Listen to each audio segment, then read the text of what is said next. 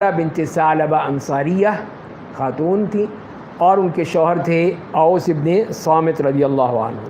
تو ایک دن اوس ابن صامت نے غصے میں آ کر کہیں یہ کہہ دیا کہ تم مجھ پہ میری ماں کی طرح ہو، ماں کی مانند ہو۔ تو یہ زہار کہلاتا ہے، یہ قول یا اس قسم کی بات کہنا اپنی بیوی کو خاص طور پہ۔ تو وہ جاہلیت میں طلاق تصور ہوتی تھی، اور چھوٹے چھوٹے بچے تھے ان کے، تو اسی لیے پھر خولہ وہ آئیں، رسول اللہ صلی اللہ علیہ وسلم کے پاس آئیں اور سارا ماجرا سنایا، اور یہ اپنی اس کی حالت زار پہ وہ پریشان تھی، رو رہی تھیں۔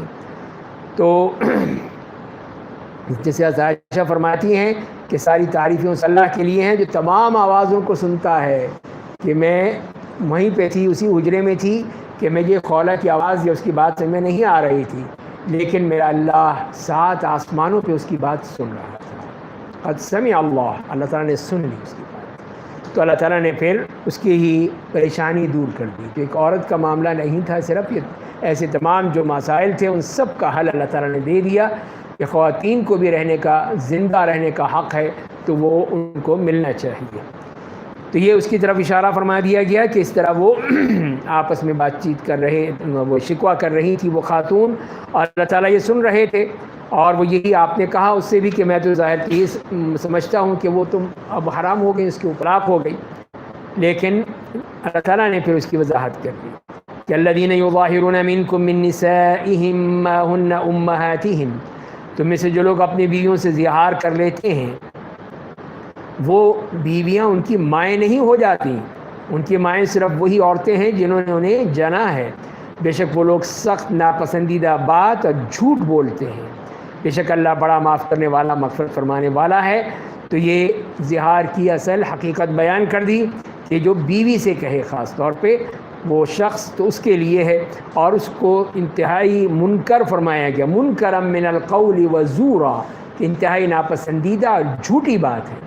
جیسے سورہ احزاب میں بھی فرمایا گیا اس قسم کی دوہرا معیار کہ وہ بیوی جو ہے ماں نہیں ہو سکتی، ماں بیوی نہیں ہو سکتی، تو پھر یہ تم کیوں کہتے ہو ایسی بات؟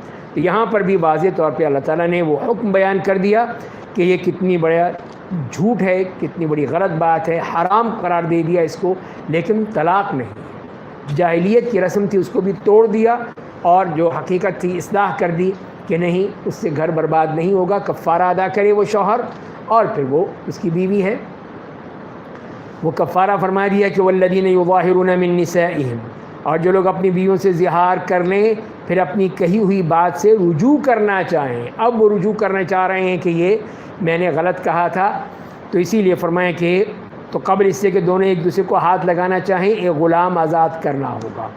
تو پہلا جو سٹیپ ہے، پہلی چیز کہ وہ ایک غلام کو آزاد کرے۔ جس زمانے میں تھی غلام کا مسئلہ تھا، یعنی غلاموں کی کثرت تھی، تو اللہ تعالیٰ نے اس طریقے سے آہستہ آہستہ غلامی کو ختم کر دیا، غلامی کا تصور ہی ختم ہو گیا، کہیں کفارات کے ذریعے سے، کہیں فدیے کے ذریعے سے، کہیں اور طریقے سے، اور اس کے خوب اس کے اوپر ثواب اور اجر کا وعدہ کیا تاکہ یہ غلام آزاد ہو جائے۔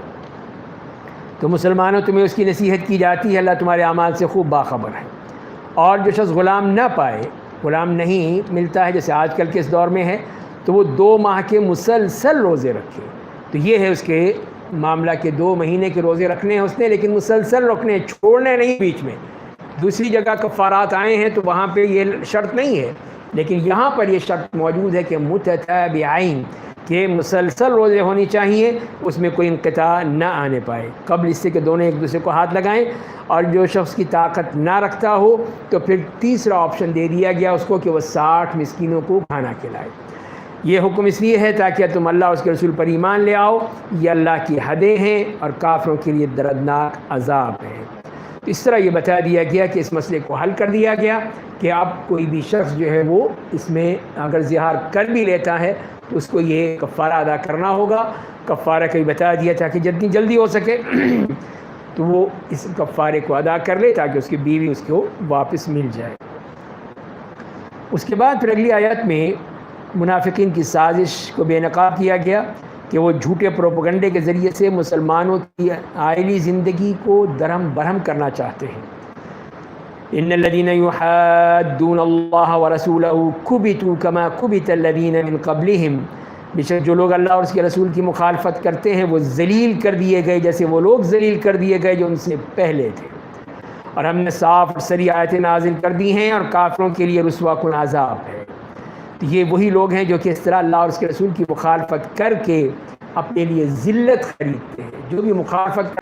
تو یہ بتا دیا کہ اللہ تعالیٰ کے ہاں جو معاملہ ہی اور ہے، احصاہ اللہ ونسوہ، کہ اس نے اعمال کو گن رکھا ہے، گن کے سب چیز موجود ہے، سب چیزیں جو ہیں وہ اللہ کے ہاں ریکارڈ ہیں، نوٹ کر لی گئی ہیں۔ وہ چاہے بھول جائیں کہ ہم نے یہ کام کیے تھے، لیکن اللہ نہیں بھولے گا۔ وہاں پہ تو ہم نے یہ کام کیے تھے لیکن اللہ نہیں بھولے گا، وہاں پہ تو سوال ہی پیدا نہیں ہوتا۔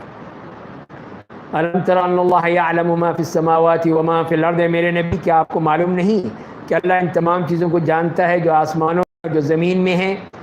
جب بھی تین اشخاص آپس میں سرگوشی کرتے ہیں تو وہ چوتھا ان کے ساتھ ہوتا ہے، اور جب 5 اشخاص ایسا کرتے ہیں تو چھٹا ان کے ساتھ ہوتا ہے، چاہے کم ہوں یا زیادہ ہوں، وہ جہاں کہیں بھی ہوں وہ ان کے ساتھ ہوتا ہے۔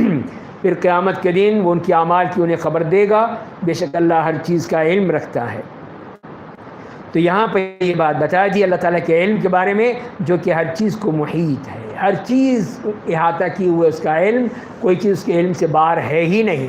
تو اسی لیے جو بھی چھوٹی بات ہو بڑی بات ہو، تو یہاں پہ وہی سرگوشیوں کے بارے میں ہی بات کی گئی کہ جو آپس میں سرگوشی کرتے ہیں، اگر وہ 3 ہیں تو چوتھا اللہ ہوتا ہے، سب جانتا ہے وہ کیا باتیں کر رہے ہیں۔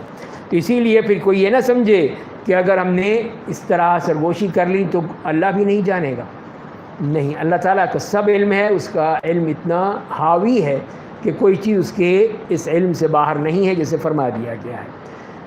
الم تر الی الذین نہوا عن النجوی، اے میرے نبی کیا آپ نے ان لوگوں کو نہیں دیکھا جو سرگوشیوں سے روک دیے گئے تھے، منع کر دیا تھا ان منافقین کو، پھر انہیں جس بات سے روک دیا گیا وہی دوبارہ کرنے لگتے ہیں، اور گناہ، ظلم اور رسول اللہ کی نافرمانی کے لیے سرگوشی کرتے ہیں۔ یہ ہے ان کا مقصد، گناہ کے لیے، ظلم کے لیے، اور رسول اللہ صلی اللہ علیہ وسلم کی نافرمانی کرنے کے لیے، آپ کی خلاف ورزی کرنے کے لیے یہ لوگ کرتے ہیں۔ اور جب وہ لوگ آپ کے پاس آتے ہیں تو آپ کو اسی طرح سلام کرتے ہیں جس طرح اللہ نے آپ کو سلام نہیں کیا ہے۔ یہ ان کی دوسری سازش، ایک تو وہ سرگوشیاں، دوسرا سلام کرنے میں بھی منہ کو یا زبان کو اس طرح کرنے کے لیے کہ وہ سلام نہ رہے، سام بن جائے، اور سام جو ہے وہ موت ہے، تو مطلب یہ ہے کہ آپ پر موت ہو، نعوذ باللہ۔ تو وہ اس طرح کی حرکتیں کرتے تھے کہ اپنی زبان کو اس طرح لپیٹ کے بات کرتے تھے کہ وہ السلام نہ ہو، السام نہ وہ کہتے تھے۔ اور تیسری چیز کیا ہے، اور اپنے دلوں میں کہتے ہیں کہ ہم جو کچھ کہتے ہیں اس پر اللہ ہمیں سزا کیوں نہیں دیتا، اتنی ہم نے بدتمیزی کی، اتنی گستاخی کی، اتنی ہم نے غلط باتیں کی، کوئی سزا تو ملی نہیں ہمیں۔ تو ان کے لیے جہنم کافی ہے جس میں وہ جلتے رہیں گے، بہت برا ٹھکانہ ہے۔ تو یہ سمجھتے ہیں کہ اللہ تعالیٰ چھوڑ دے گا، وہ رہ جائیں گے، نہیں، یہ نہیں ہو سکتا، چھوڑے گا نہیں اللہ تعالیٰ، پکڑے گا ضرور ان کا یہ انجام سامنے آئے گا۔ پھر اسی مناجات اور اسی سرگوشی کے بارے میں فرمایا، یا ایھا الذین آمنوا اذا تناجیتم فلا تتناجوا بالاثم والعدوان ومعصیۃ الرسول، اے ایمان والو جب تم آپس میں سرگوشی کرو تو گناہ، ظلم و زیادتی اور رسول اللہ صلی اللہ علیہ وسلم کی نافرمانی کے لیے سرگوشی مت کرو، بلکہ نیکی اور تقوی کے لیے سرگوشی کرو۔ ٹھیک ہے ایک جرم ہے، لیکن اس کو بھی کس طرح صحیح راستے کی طرف موڑ دیا کہ وہ جو کر رہے ہیں منافقین، وہ گناہ کے لیے، سازشوں کے لیے، رسول اللہ کی معصیت کے لیے، تنگ کرنے کے لیے، مسلمانوں کو پریشان کرنے کے لیے کر رہے ہیں، لیکن تم جو کرو تو وہ ہے جو کہ فرمایا کہ نیکی اور تقوی کی بات ہے۔ صحابہ کرام بھی اگر کوئی بات کرنا چاہتے ہیں تو رسول اللہ سے سرگوشی کیا کرتے تھے، لیکن آپ کے ذہن میں کوئی بات ہوتی تھی سازش کی، نہ ان کے ذہن میں، لہذا پھر جو بات بھی بر اور تقوی کی بات ہے، نیکی اور تقوی ہے، اس میں کوئی حرج نہیں ہے۔ اسی کی اجازت دے دی گئی کہ وہ غلط کام نہیں ہونا چاہیے، صحیح انداز سے ہونا چاہیے۔ اور اللہ سے ڈرتے رہو جس کے پاس تم سب کو جمع کیے جاؤ گے، سب وہاں جمع ہو جائیں گے۔ فرمایا کہ انما النجوى من الشیطان، بے شک سرگوشی شیطان کا کام ہے، سب شیطانی حربے ہیں کہ وہ اس طرح ان چیزوں کو کرتا ہے۔ تاکہ ایمان والے مغموم بنے، حالانکہ وہ چیز اللہ کے حکم کے بغیر انہیں قطعی نقصان نہیں پہنچائے گی، بس مومنوں کو صرف اللہ پر بھروسہ کرنا چاہیے۔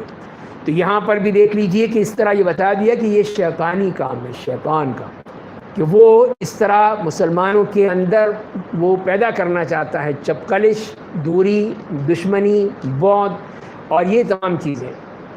اور اسی میں ہم کہہ سکتے ہیں کہ اسی نجوا کے سلسلے میں ہی جو آج کا سوشل میڈیا ہے، یہ سوشل میڈیا بھی یہی سرگوشیاں ہیں۔ یہ آپ کانوں سے نہیں کرتے تو ہاتھوں سے کرتے ہیں یہ سرگوشیاں۔ تو اپنی جو بھی چیزیں ہیں تو اگر وہ نیکی اور تقوی کی بنیاد پہ ہیں تو کوئی حرج نہیں ہے، ہونی چاہیے۔ آپ دعوت دین کے لیے کرتے ہیں، اللہ کے کلام کو آگے پہنچانے کے لیے کرتے ہیں تو وہ چیز اللہ کو پسند ہے، ضرور آپ کو اجر دے گا۔ لیکن اس کے ذریعے سے آپ گالیاں دیتے ہیں، برا بھلا کہتے ہیں، سازشیں کرتے ہیں، انتقام لیتے ہیں اور طرح طرح کی تہمتیں تراشتے ہیں تو وہ چیز اللہ کو پسند نہیں ہے۔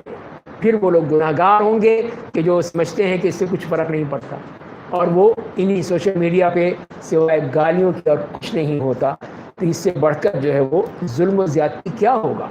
تو جو اللہ تعالیٰ نے فرمایا ہے کہ یہ نہیں، کہ گناہ، ظلم و زیادتی اور معصیت الرسول کی بات نہیں ہونی چاہیے، باقی نیکی کی بات ہو سکتی ہے۔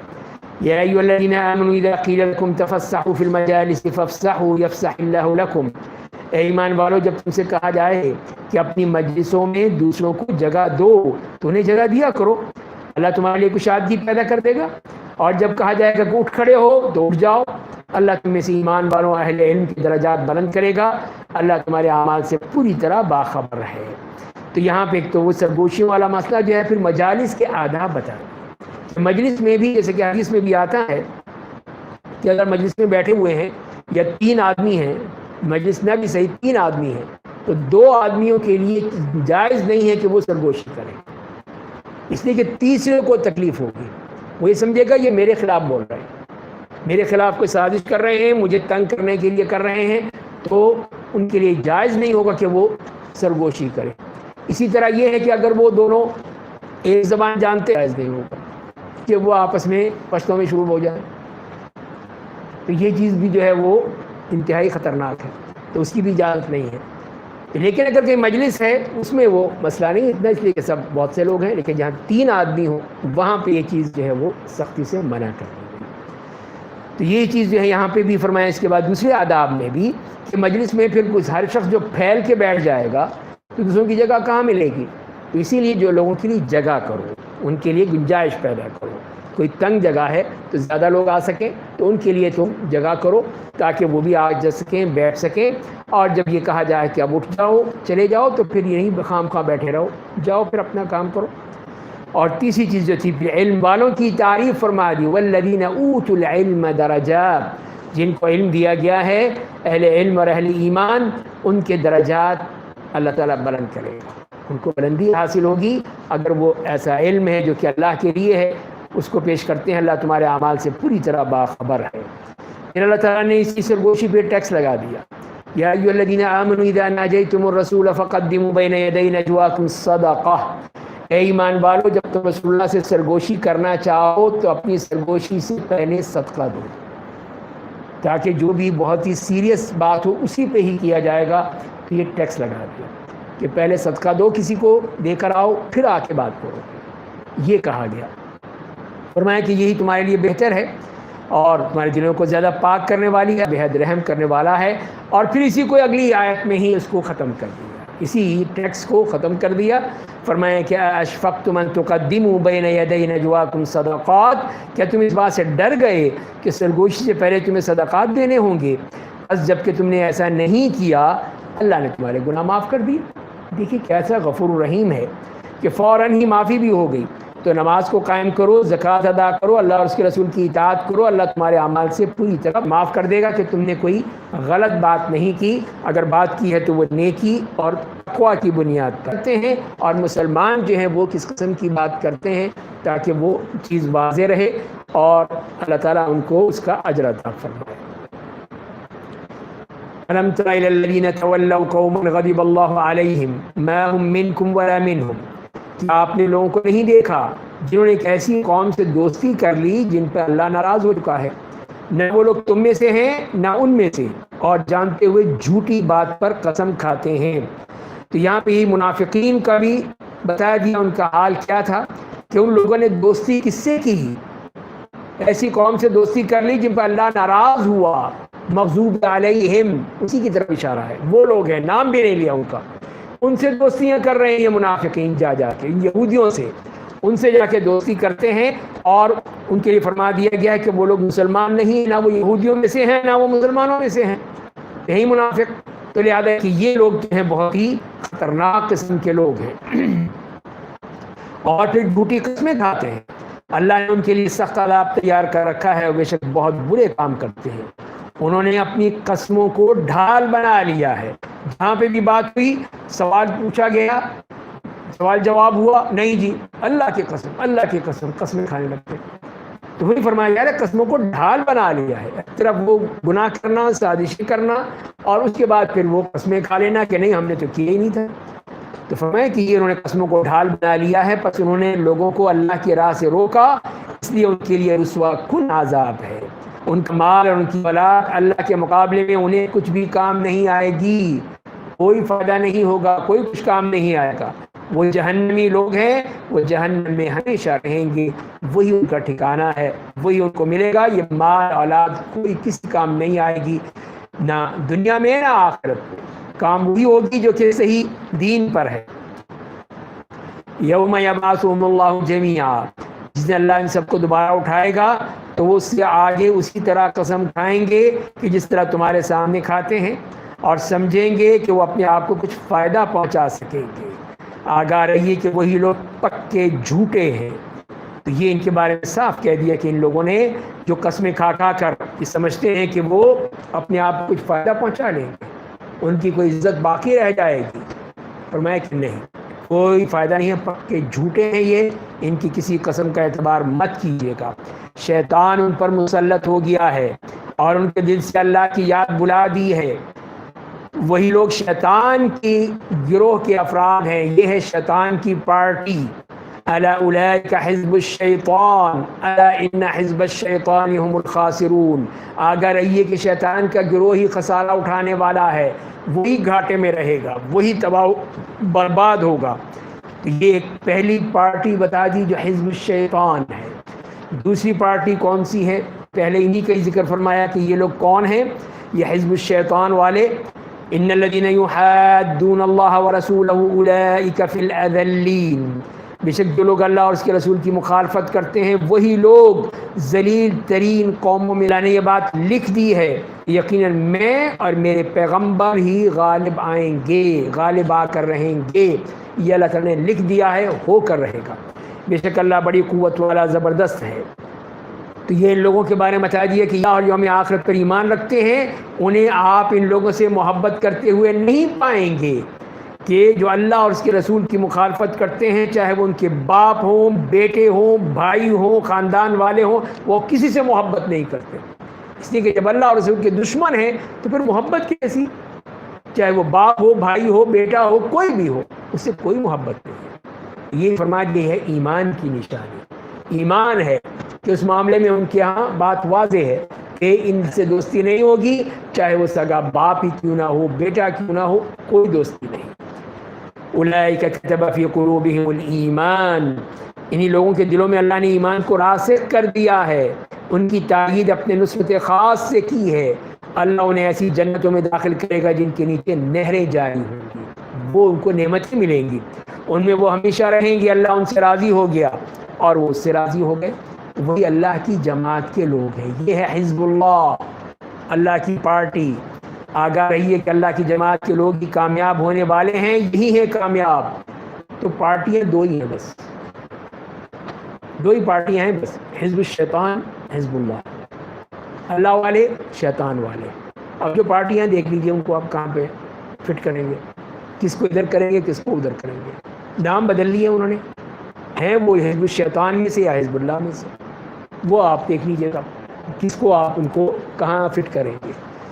اس لیے کہ تیسری تو ہے ہی نہیں کوئی، تیسری ہوتی تو ہم کہتے کہ وہاں پہ نون کاف میم نون کو آ جائے گی وہاں پہ کوئی، لیکن نہیں، اسی لیے پھر ضرور کہیں نہ کہیں انہی میں فٹ کرنی پڑے گی۔ یا تو حزب الشیطان میں فٹ کرنا پڑے گا یا حزب اللہ میں فٹ کرنا. حزب اللہ اب ہے ہی نہیں، وہ ہے شیعوں کی وہاں پر لبنان میں تو ہے، وہ حزب اللہ نہیں کہنا چاہیے، حزب اللات کہنا چاہیے اس کو. لات اور عزا و منات والی وہ ہے حزب اللات ہے، وہ حزب اللہ نہیں ہے، شیطان ہے وہ سب. تو وہ تو وہاں پہ ہے ان کی، وہ بھی حزب الشیطانی ہے ان کی. لیکن ہم دیکھیں عمومی طور پر اپنے ہاں یا دوسرے ملکوں میں، تو وہاں پہ اگر ہم ان کو دیکھنا چاہیں تو اسی تناظر میں ہی دیکھ سکتے ہیں. اللہ نے بتا دیا ہے کہ یہ ہے صفات، یہ حزب الشیطان ہے جو اللہ کے دشمن ہے، اور یہ حزب اللہ ہے جو اللہ کے دوست ہے. تو تم دیکھ لو کہ تم کس میں جانا چاہو گے، تو یہ تمہارا معاملہ ہے. اس کے بعد آئیے سورۃ الحشر دیکھتے ہیں. مدنی صورت ہے جس میں 24 آیات ہیں. مرکزی مضمون اس کا یہ ہے کہ اللہ محمد صلی اللہ علیہ وسلم اور اسلامی حکومت کے جو مخالفین ہیں، منافقین، وہ ذلیل و خوار ہو جاتے ہیں. اور منافقین کے علاج کے لیے منافقوں کو یہودیوں سے میل جول ختم کرنے کا حکم دیا گیا، اور پھر انہیں صفات الہی کا صحیح ادراک حاصل کرنے کی ہدایت کی گئی کہ تم ان کو سمجھو، اس سے تمہارے نفاق کا علاج ہو. تو یہ بات بتا دی گئی اس صورت میں. بسم اللہ الرحمن الرحیم.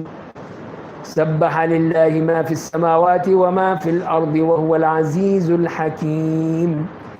آسمان اور زمین میں جتنی چیزیں ہیں سب اللہ کی تسبیح بیان کرتی ہیں، اور وہ زبردست بڑی حکمت والا ہے. اس صورت میں جو سب سے پہلا جو بیان کیا گیا ہے مسئلہ، وہ ہے بنو نضیر کا معاملہ.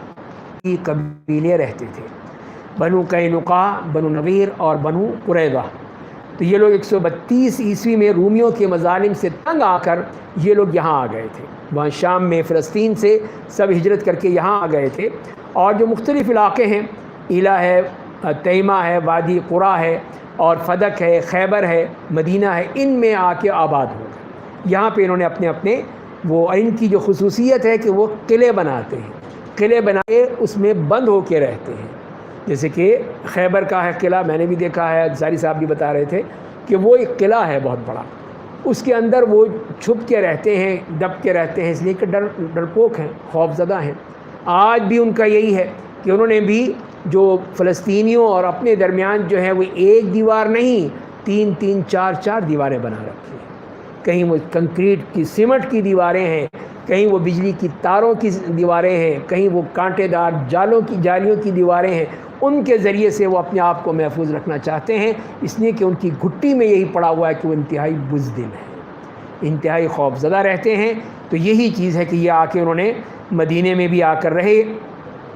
تو نبی کریم صلی اللہ علیہ وسلم جب تشریف لائے تو آپ نے جو وہاں تھے ان کو نکالا نہیں کہ جاؤ یہودیوں دفع ہو جاؤ یہاں سے، جو تھے وہیں پہ رکھا، ان کے ساتھ ہی عہد و پیمان کیا، ان کے ساتھ ہی پھر آپ نے وہ میثاق مدینہ، وہ آپ نے وہ کانسٹیٹیوشن ان کے سامنے رکھ دیا کہ ہم اس دستور کے مطابق چلیں گے، اور یہ ہمارا معاملہ ہوگا، امن و آشتی سے رہیں گے، نہ تم ہمیں تنگ کرو گے نہ ہم تمہیں تنگ کریں گے، آرام سے رہو.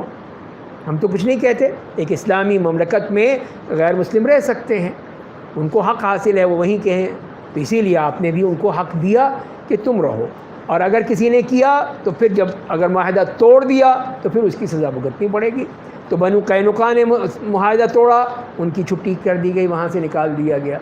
اس کے بعد یہ بنو نضیر جو آ گئے، یہ بھی تو انہوں نے بھی ایسے ہی کیا کہ نبی کریم صلی اللہ علیہ وسلم ان کی بستی میں تشریف لے گئے تھے، کسی مسئلے میں دیت کا مسئلہ تھا. تو ان میں سے بعض لوگوں نے کہا کہ جہاں جس دیوار کے ساتھ آپ بیٹھے ہوئے ہیں، بات چیت کر رہے ہیں، تو اس دیوار پہ چڑھ کے اس گھر کی چھت پہ سے آپ کے اوپر کوئی بہت بڑا بھاری پتھر پھینک دیں تاکہ نعوذ باللہ آپ کو ختم نہیں کرتے. تو یہ انہوں نے تیار کر لی. پھر بنی عامر والے جو تھی، اور یہ ان کی جو یہودیوں کا قبیلہ تھا، انہوں نے یہ سازش تیار کر لی. اللہ نے آپ کو بتا دیا، آپ چپکے سے اٹھے اور چلے گئے. اپنے صحابہ کو بھی نہیں بتایا کہ تاکہ پتہ نہ چل سکے ان کو بھی زیادہ، اور پھر آپ سیدھے مدینے آ گئے. اب جب صحابہ کرام نے دیکھا کہ آپ چلے گئے ہیں تو وہ بھی پھر اٹھے، وہ بھی چلے گئے، اور پھر آپ نے بتایا کہ انہوں نے سازش کی تھی. اب تیاری ہونی چاہیے. انہوں نے معاہدہ توڑا ہے، اسے بنو قینقاع نے توڑا تھا، بنو نضیر توڑا ہے، تو اب ان کا وہ کیا جائے. تو یہ اب وہ ان کو یہ وارننگ دے دی گئی کہ 10 دن کے اندر اندر یہاں سے دفع ہو جائیں، چلے جائیں. تو یہ عبداللہ ابن ابی ابن سلول جو منافقوں میں سے تھا، وہ اس نے کہا کہ نہیں، ہم تمہارے ساتھ ہیں، تم بیٹھے رہو. تو اس کی وجہ سے ہی پھر وہ نہیں گئے. آپ کی جو وارننگ تھی، جو آپ نے ان کو الٹیمیٹم دیا تھا، وہ نہیں مانے اور بیٹھے رہے وہیں پر. تو پھر نبی کریم صلی اللہ علیہ وسلم نے ان کا محاصرہ کر لیا کہ اب تمہیں جانا پڑے گا. تو کچھ ہی دیر عرصہ گزرا ہی تھا کہ وہ آ گئے کہ ٹھیک ہے، معاف کر دیجیے، اب ہمارا فیصلہ کر دیجیے کہ ٹھیک ہے، جو بھی جاتا ہے جتنا اپنے اونٹ پر لے جا سکتا ہے لے جائے، بس باقی کچھ نہیں ہوگا اور چلے جاؤ یہاں سے. اس طرح ان کو بھی وہاں سے نکال باہر کیا. تو انہی کے بارے میں اللہ تعالیٰ نے وہ احکام بیان کر دیے کہ یہ ہیں ان کے بارے میں احکام. والذی اخرج الذین کفروا من اہل الکتاب من دیارہم لأول الحشر، اسی نے اہل کتاب کافروں کو ان کے گھروں سے نکال کر ان کے پہلے حشر یعنی پہلی جلاوطنی تھی، ان کی پہلی دفعہ جلاوطنی کی گئی کی جگہ پہنچا دیا. مسلمانوں تم تو سوچ بھی نہیں سکتے تھے کہ وہ مدینے سے نکلیں گے، وہ تو سمجھتے تھے کہ ہمارا گھر ہے، ہم یہاں رہیں گے. لیکن انہوں نے جب نہیں مانا، اس کی معاہدے کی خلاف ورزی کی، تو اب ان کے لیے رہنے کا کوئی حق نہیں ہے. اور وہ سمجھتے تھے کہ ان کے قلعے انہیں اللہ کے عذاب سے بچا لیں گے. یہ ہے ان کو ہمیشہ یہی اپنے قلعوں پر اور اپنی دیواروں پر ہی ان کو سارا بھروسہ ہوتا ہے. بس اللہ کا عذاب ان پر ایسی جگہ سے آیا جس کی وہ گمان بھی نہیں کر سکتے تھے، سوچ بھی نہیں سکتے تھے. اللہ نے ان کے دلوں میں رعب ڈال دیا. دیکھیے یہ ہے رعب اللہ کا، اللہ کے رسول کا، مسلمانوں کا، کہ اس میں وہ آخر خود ہی آ گئے. کوئی مارا نہیں، کوئی جنگ نہیں ہوئی، کوئی قتال نہیں ہوا، کوئی تیر نہیں چلا، کچھ بھی نہیں ہوا، صرف ایک محاصرہ تھا. اور اسی محاصرے کا اتنا رعب ہوا، اتنا خوف، کہ وہ کہنے لگے اب آپ فیصلہ کر دیں جو آپ چاہتے ہیں. اس طرح وہ فیصلہ آپ نے کر دیا. چنانچہ وہ اپنے گھروں اپنے ہاتھوں اور مسلمانوں کے ہاتھوں خراب کرنے لگے. خود ہی اپنے گھر توڑ رہے ہیں، خود ہی اپنے کھیت اجاڑ رہے ہیں. ان کو نہیں کیا تو یہ سب کچھ انہوں نے خود کیا. اور پھر ظاہر مسلمانوں نے بھی ان کا اس معاملے میں ساتھ دیا کہ تم بھی اجاڑ دو ان کو. تو اے آنکھوں والو، تم لوگ عبرت حاصل کرو. باقی یہودیوں کو کہا جا رہا ہے کہ دیکھو تم نے بھی ایسا کیا، تمہارا بھی یہی حشر کریں گے ہم. اور جو تیسرا جو تھا قبیلہ بنو قریظہ، تو اس کے ساتھ تو پھر بہت ہی برا ہوا، اس لیے کہ انہوں نے بہت بڑی غداری کی تھی. غداری کی مسلمانوں کے ساتھ، ان کی پیٹھ میں چھرا گھونپا. اور عین موقع پہ غزوہ خندق میں، غزوہ احزاب میں، جیسے ہم پڑھ چکے ہیں، اس میں مسلمانوں کے خلاف سازش کی. تو ان کا تو یہی فیصلہ کیا کہ ان سب کی گردنیں مار دی جائیں، ختم کر دیا جائے. سارے یہودی مرد جو تھے وہ سب قتل کر دیے گئے. ان کی عورتیں اور بچے جو ہیں وہ ان کو غلام بنا دیا گیا، اس لیے کہ اس طرح کی اتنی بڑی سازش کی تھی. تو اسی میں فرمایا جا رہا ہے کہ تم لوگ عبرت حاصل کرو. تم نے بھی کیا تو تمہارا حشر بھی بہت برا ہوگا. وَلَوْلَا أَن كَتَبَ اللَّهُ عَلَيْهِمُ الْجَلَاءَ لَعَذَّبَهُمْ فِي الدُّنْيَا، اگر اللہ نے ان کی قسمت میں جلاوطنی نہ لکھی ہوتی تو انہیں دنیا میں ہی عذاب دیتا، یہیں پہ سزا مل جاتی. اور آخرت میں ان کے لیے جہنم کا عذاب ہے، وہاں تو وہ جہنم ان کے انتظار میں ہے. ذَلِكَ بِأَنَّهُمْ شَاقُّوا اللَّهَ وَرَسُولَهُ، ان کا یہ انجام اس لیے ہوا کہ انہوں نے اللہ اور اس کے رسول کی مخالفت کی. اور جو اللہ کی مخالفت کرتا ہے تو بے شک اللہ بڑا سخت عذاب دینے والا ہے. تو یہ ان کا انجام میں ان کا سبب بتا دیا، اس لیے کہ اللہ اور اس کے رسول کی سخت مخالفت کی تھی اور ماننے سے انکار کر دیا، تو لہذا پھر اس کی سزا ملی ان کو. تو یہی فرما دی کہ جو بھی اللہ کی اس طرح مخالفت کرتا ہے اس کے ساتھ پھر بہت برا سلوک ہوتا ہے. ما قطعتم من لینۃ او ترکتموها قائمۃ علی اصولها، تم نے جو کھجور کے جو درخت کاٹے یا جن درختوں کو ان کی جڑوں پر کھڑے رہنے دیا، تو یہ کام اللہ کے حکم سے ہوا، اور اس لیے ہوا تاکہ اللہ فاسقوں کو رسوا کر دے.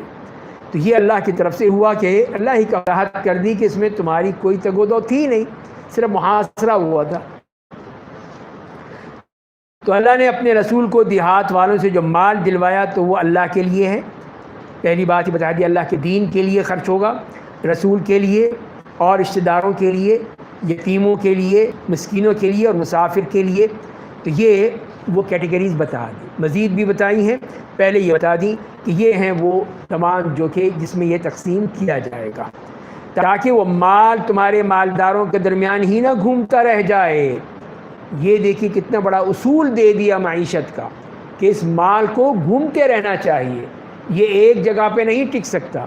ایک ہی تجوری میں نہیں بند ہو سکتا، بلکہ اس کو چکر میں رہنا تاکہ سب کو فائدہ ہو، اور اسی سے ہی پھر وہ معیشت مستحکم ہوتی ہے، بڑھتی ہے۔ لیکن جہاں پہ لوگوں کے سرمایہ جو ہے لوگ اپنے اپنے تجوریوں میں بند کر لیتے ہیں، تو وہاں پہ پھر غریب بیچارہ غریب ہی رہتا ہے۔ یہ اللہ تعالیٰ نے اصول دے دیا ہے اس معاملے میں، اور پھر یہ بھی فرما دیا کہ جو رسول تمہیں جو دیں اسے لے لو، اور جس چیز سے وہ تمہیں روک دیں رک جاؤ، اللہ سے ڈرتے رہو، بے شک اللہ سخت عذاب دینے والا ہے۔ تو یہاں یہ بات بھی دے دی کہ صرف رسول اللہ جو بھی دیتے ہیں، صرف پیسہ ہی نہیں، جو بھی دیتے ہیں، جو بھی تمہیں باتیں بتاتے ہیں، احکام دیتے ہیں، شریعت دیتے ہیں، وہ لے لو، اور جسے کہتے ہیں رک جاؤ فوراً۔ یہ ہے رسول اللہ کی اطاعت کا مطلب، کہ جو انہوں نے دیا ہے وہ لے لو، جو روک دیا ہے تو رک جاؤ۔ تو یہ اللہ کی اطاعت ہوگی، اللہ کے رسول کی اطاعت ہوگی۔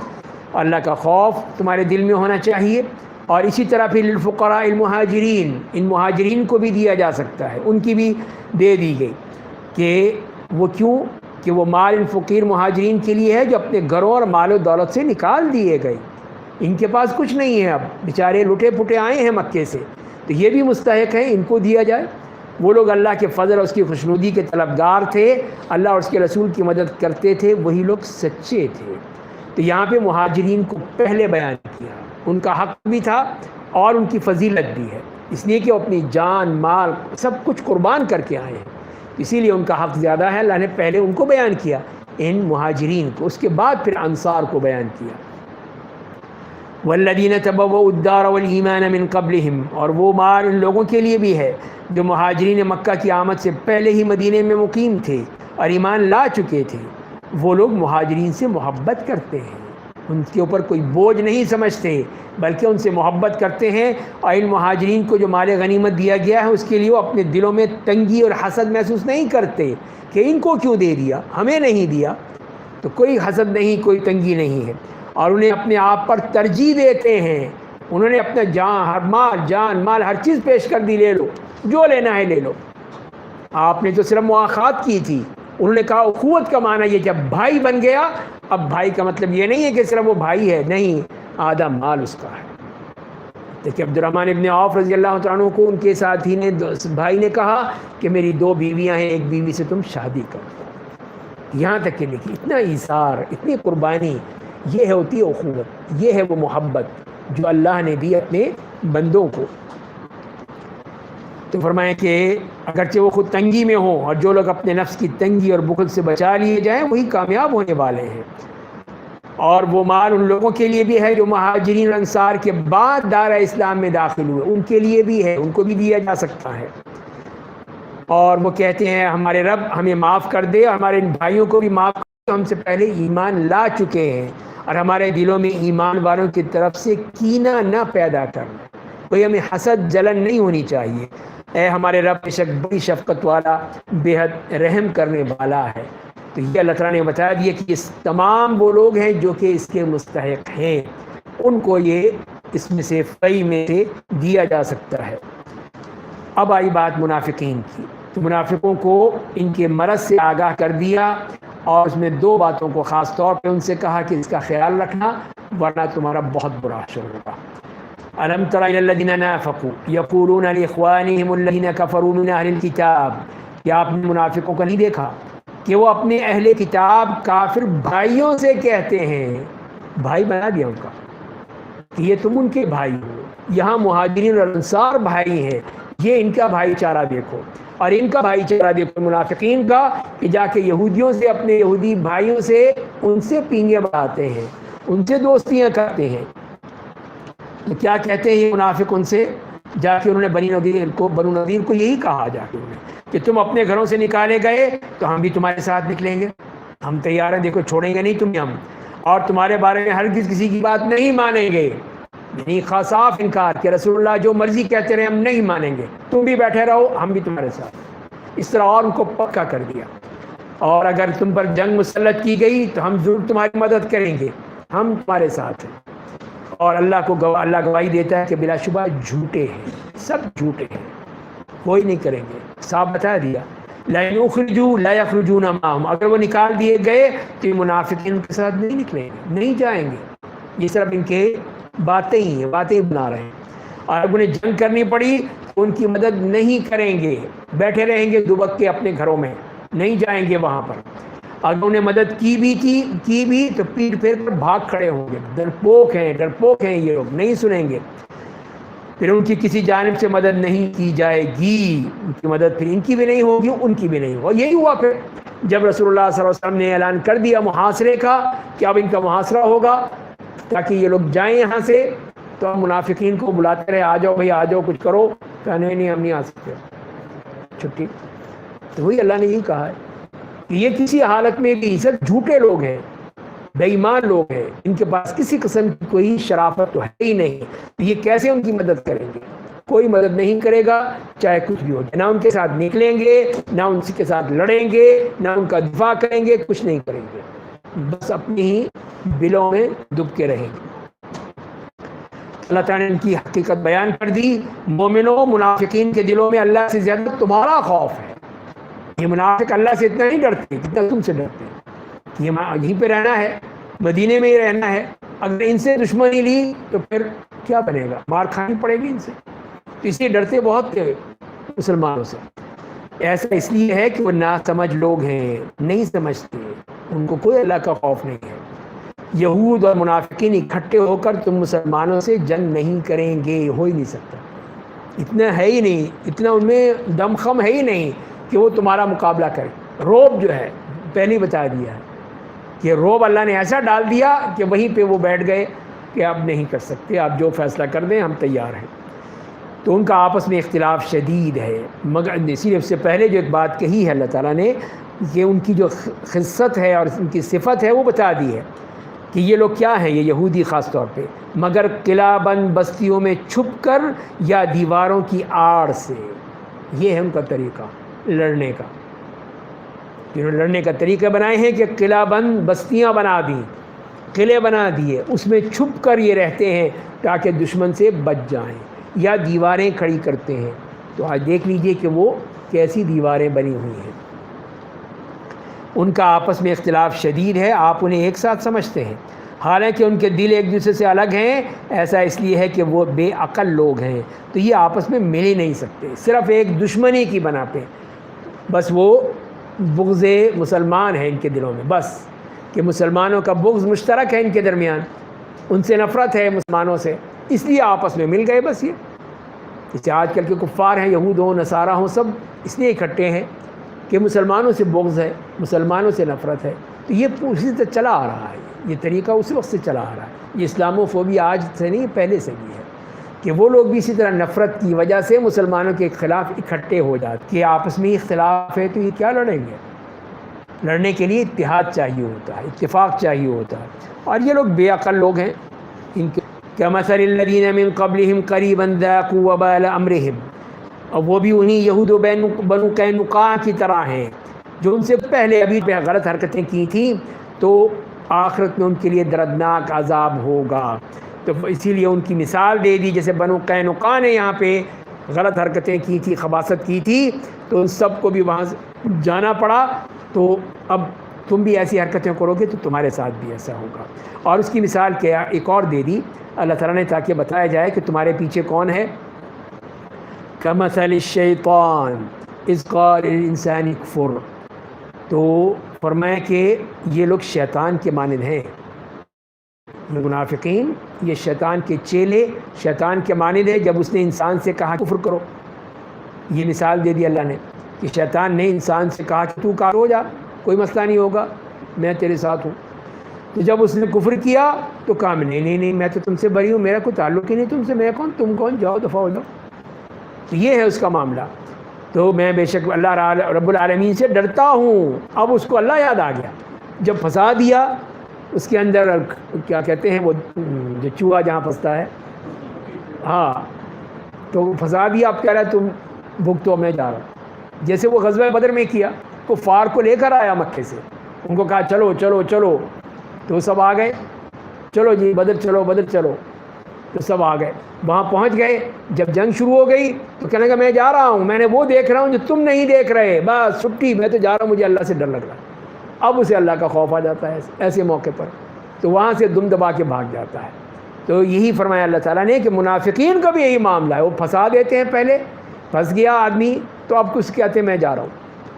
یہی منافقین نے کہ یہود کے ساتھ ان کو پھنسا دیا پہلے کہ نہیں نہیں کوئی بات نہیں، ہم تمہارے ساتھ ہیں، ہم تمہاری مدد کریں گے، تمہارا دفاع کریں گے، یہ کریں گے وہ کریں گے.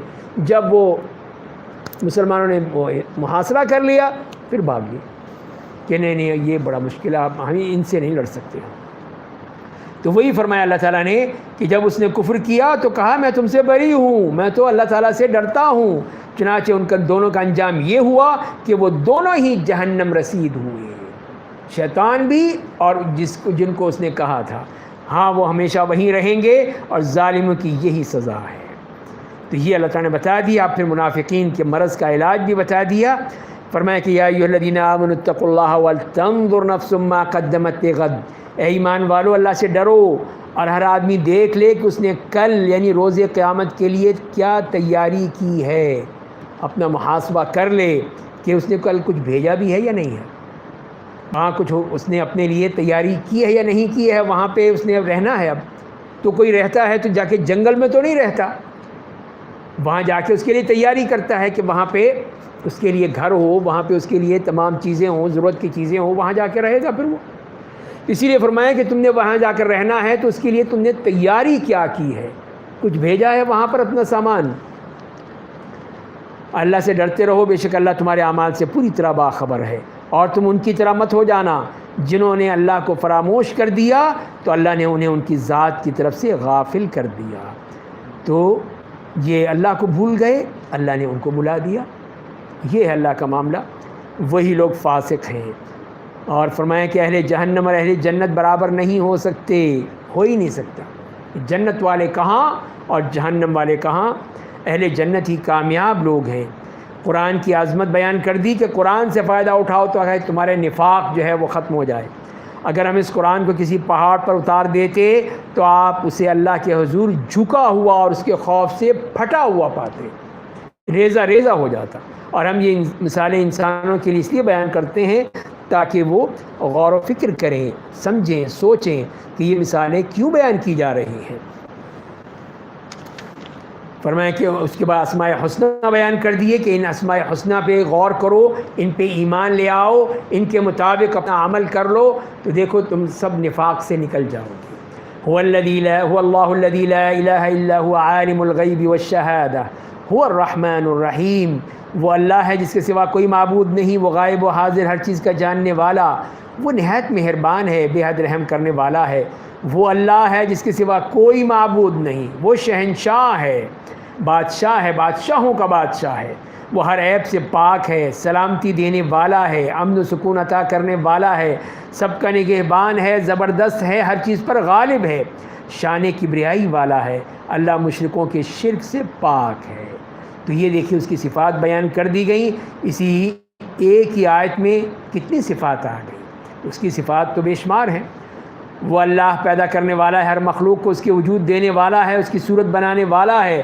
تمام خوبصورت نام اسی کے لیے ہیں. یہ سارے کتنے خوبصورت نام ہیں. آسمان اور زمین میں پائی جانے والی ہر چیز اسی کی پاکیزگی ذاتی نام ہے کہ ہر اسم میں، ہر نام میں ایک صفت پوشیدہ ہے.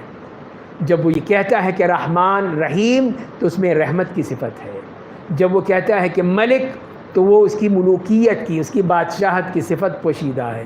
اگر وہ قدوس کہا جاتا ہے اس کو تو اس کی قدسیت اس میں موجود ہے. السلام ہے تو اس میں اس کے لیے اس کی طرف سے سلامتی ہی سلامتی ہے. اسی طرح جتنی بھی صفات ہیں سب میں اللہ تعالیٰ کی صفات پائی جاتی ہیں. تو اس کی یہ نام ہے اور اس کی یہ صفات ہیں، تو اس پہ ایمان لانا ضروری ہے. اللہ تعالیٰ کے جاننے کے لیے 3 چیزوں کو سمجھنا ضروری ہے. ایک تو یہ ہے کہ اللہ کی ذات کو، اللہ تعالیٰ کی صفات کو، اللہ تعالیٰ کے اعمال اور اقوال کو. ان تینوں چیزوں پہ ایمان لائیں گے تبھی ہم اللہ پر ایمان لا سکتے ہیں مکمل طور پر. صرف یہ کہ ہم اپنی مرضی سے جو چاہیں کریں نہیں، بلکہ یہ ہے اس طرح اللہ کو پہچانیں گے تب ہم صحیح معنی میں اللہ پر ایمان آئے گا. تو وہ اللہ پیدا کرنے والا ہے، ہر مخلوق کو اس کا وجود دینے والا ہے، اس کی صورت بنانے والا ہے. تمام پیارے نام اسی کے لیے ہیں. آسمان اور زمین میں پائی جانے والی ہر چیز اسی کی پاکیزگی بیان کرتی ہے اور وہ زبردست بڑی حکمتوں والا ہے۔ تو یہاں یہ سورہ حشر مکمل ہوتی ہے۔ اس کے بعد سورہ ممتحنہ، یہ بھی مدنی صورت ہے، اس میں 13 آیات ہیں، اور اس کا مرکزی مضمون یہ ہے کہ اسلامی ریاست کی شہریت، کہ وہاں پہ جو اسلامی ریاست میں آ کے اس کا اس کا مقیم بنتا ہے، شہری بنتا ہے، تو اس کے بارے میں کیا حکم ہے، اور خارجہ پالیسی کی وضاحت کر دی، ایک اسلامی ریاست کی خارجہ پالیسی ہونی چاہیے، وہ بتا دیا، اور سچے مومن اور مہاجر کو اسلامی ریاست، اور اس کے لیے 2 نمونہ بیان کر دیا حضرت ابراہیم علیہ السلام، کہ سیدنا ابراہیم علیہ السلام کی طرح تم کفار اور مشرکین سے بے تعلق ہو جاؤ، ان سے کوئی تعلق نہیں ہوگا، اور پھر جو کافر ہیں ان کو سے ان سے راہ راست دور کر دو، ان سے تعلقات ختم کر دو۔ تو یہ چیزیں ہیں، تبھی اسلامی ریاست صحیح طور پہ قائم ہو سکتی ہے۔ تو وہی چیز ہمیں اس صورت میں بیان کی گئی ہیں۔ بسم اللہ الرحمن الرحیم، یا ایہا الذین آمنوا لا تتخذوا عدوی وعدوکم اولیاء تلقون الیہم بالمودۃ وقد کفروا بما جاءکم من الحق یخرجون الرسول وإیاکم ان تؤمنوا باللہ ربکم إن كنتم خرجتم جهادا في سبيلي وابتغاء مرضاتي تسرون إليهم بالمودة وأنا أعلم بما أخفيتم وما أعلنتم ومن يفعله منكم فقد ضل سواء السبيل۔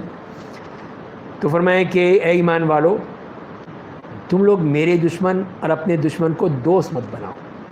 تو یہ بتا دیا کہ صرف اپنا دشمن کہتے تو شاید اتنا اثر نہ ہوتا، تو فرمایا کہ میرا بھی دشمن ہے، تو میرے دشمن کو دوست بناؤ گے، یہ تمہاری استعداد ہے، یہ تمہاری مجال ہے۔ تو یہ ذرا سوچ سمجھ کے کرنا کہ تم ان کی طرف دوستی کا ہاتھ بڑھاتے ہو، حالانکہ وہ دین برحق کا انکار کرتے ہیں جو تمہیں ملا ہے۔ یہ اللہ کا دین ہے، اس کا وہ صاف انکار کر رہے ہیں، اور تم دوستیاں بنا رہے ہو۔ انہوں نے رسول اللہ کو اور تمہیں صرف اس وجہ سے مکے سے نکال دیا کہ تم اپنے رب پر، اللہ پر ایمان لے آئے ہو، اس لیے نکالا تھا انہوں نے۔ اور اگر تم میری راہ میں جہاد کرنے اور میری خوشنودی حاصل کرنے کے لیے اپنے شہر سے نکلے ہو تو پھر ان سے چپکے چپکے دوستی کیوں کرتے ہو؟ یہ تمہاری جو دوغلا معیار ہے کہ وہاں سے نکلے تھے تم، ہجرت کی، یہاں پر آئے جہادیاں کر رہے ہو۔ میں تو سب جانتا ہوں، تم جو چھپاتے ہو، جو ظاہر کرتے ہو، اور تم میں سے جو کوئی ایسا کرتا ہے وہ اللہ کی سیدھی راہ سے بھٹک جاتا ہے۔ تو یہاں پہ جو ایک واقعے کی طرف اشارہ ہے کہ صلح حدیبیہ کی جب اہل مکہ نے معاہدے کی پابندی نہیں کی تو رسول اللہ صلی اللہ علیہ وسلم نے ارادہ کر لیا کہ انہوں نے معاہدہ توڑ دیا ہے کفار نے، اب ہم ان پہ چڑھائی کریں گے۔ آپ پہلے ہی کہہ چکے تھے غزوہ خندق کے بعد کہ اب ہم جائیں گے، یہ نہیں آئیں گے، بس ختم ہو گیا ان کا، اب ہم جائیں گے۔ اور پھر یہ موقع آ گیا، اللہ نے موقع دے دیا کہ انہوں نے صاف، وہ ان کے جو حلیف تھے، ایک قبیلہ، اس نے جو مسلمانوں کا حلیف قبیلہ تھا اس کے خلاف انہوں نے حملہ کر دیا، مارا ان چاروں، اور مشرکین مکہ نے ان کی ساتھ دیا اپنے حلیف کا۔ تو وہی چیز جو تھی وہ پھر اللہ تعالیٰ نے بتا دی کہ یہ دیکھو ان لوگوں نے کیا کیا ہے، ان لوگوں نے صاف وہ خلاف ورزی کی اس معاہدے کی جو صلح حدیبیہ میں ہوا تھا۔ تو پھر آپ نے کہہ دیا کہ اب ہم ان کو نہیں چھوڑیں گے۔ تو یہ وہ چیز تھی۔ تو انہی میں پھر کیا ہوا کہ ایک صحابی تھے حاطب ابن ابی بلتع رضی اللہ تعالیٰ عنہ، وہ اصل مکے کے نہیں تھے، مکے میں کہیں سے وہ ہجرت کر کے آئے تھے، وہاں رہتے تھے، تو اصل ان کا کوئی قبیلہ، خاندان یا ان کے لوگ نہیں تھے، باقی ان کے بیوی بچے یا ان کے کوئی رشتہ دار باقی تھے ان کے وہاں پر۔ تو انہوں نے کہا کہ میں کسی طرح مکے والوں پر کوئی احسان کر دوں تاکہ وہ، اب جنگ ہوگی تو پھر کہیں مسئلہ نہ بن جائے، تو میرے بیوی بچوں کا، میرے خاندان والوں کا ذرا خیال رکھ لیں گے۔ تو یہ اس لیے انہوں نے کیا کیا کہ ایک خط لکھا مکے والوں کو، اور اس میں بتایا کہ اب نبی کریم صلی اللہ علیہ وسلم جو ہے مکہ فتح کرنے کی سوچ رہے ہیں، اس طرح سے آپ کا یہ راز تھا وہ انہوں نے افشا کر دیا۔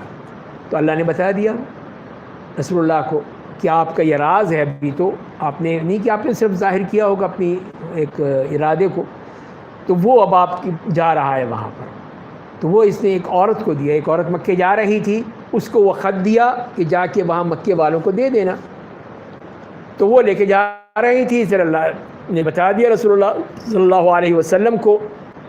تو آپ صلی اللہ علیہ وسلم حضرت علی کو، ابو مرثد تھے اور زبیر بن عوام، 3 مشہور یہ گھڑ سوار تھے کہ ابھی گھوڑے پہ جاؤ، فلاں جگہ پہ وہ عورت جا رہی ہے، جاؤ جا کے اس سے خط لے آؤ. تو یہ تینوں صحابہ کرام جو اپنے گھوڑے دوڑاتے ہوئے گئے وہاں پر، وہ وہی اسی جگہ پہ اب دیکھا کہ وہیں پہ ایک عورت جا رہی ہے اونٹ پر بیٹھی ہوئی. تو اس کو روک لیا انہوں نے، کہا کہ تمہارے پاس ایک خط ہے، نکال دو. کہ نہیں میرے پاس تو نہیں ہے، صاف انکار. بہت کہا انہوں نے، عورت ہے ظاہر ہے سختی بھی کر نہیں سکتے. تو جب دیکھا نہیں مان رہی تو پھر انہوں نے کہا کہ دیکھو تم آرام سے دے دو، ورنہ پھر ہم تمہیں چھوڑیں گے نہیں، تمہارے سارے کپڑے اتار دیں گے. اب دیکھا کہ یہ تو واقعی بہت ہی سیریس لوگ ہیں، چھوڑیں گے نہیں مجھے. تو اپنے بالوں کے جوڑی میں سے اس نے خط نکال کے دے دیا. یہ ہے کہاں چھپایا ہوا تھا اس نے، وہ خط دے دیا. اور پھر وہ خط لے کر آئے تو وہ پھر نبی کریم صلی اللہ علیہ وسلم کو دیا، اور وہاں پر یہی لکھا ہوا تھا کہ اس طرح نبی کریم صلی اللہ علیہ وسلم مکے آنے والے ہیں فتح کرنے کے لیے. تو آپ نے بتایا، حاطب کو بلایا، بھائی کہ یہ کیا مسئلہ ہے. تو انہوں نے کہا کہ یا رسول اللہ آپ میرے بارے میں کوئی جلدی مت کیجیے گا، میرا اصل مقصد یہ تھا بس، اور کوئی مقصد نہیں تھا. میں اللہ اور رسول کے ساتھ میں مخلص ہوں، میں نے کوئی کفر نہیں کیا، میں نے کوئی ان کے ساتھ وہ نہیں کیا، صرف ایک وجہ تھی، یہ میری وجہ تھی. تو آپ نے صحابہ سے کہا کہ یہ سچ کہہ رہے ہیں، اللہ نے بتا دیا کہ جھوٹ نہیں بول رہے، سچ کہہ رہے ہیں. تو حضرت عمر کھڑے ہو گئے تلوار نکال کے کہ یا رسول اللہ اجازت دیں میں اس کی گردن اتاروں.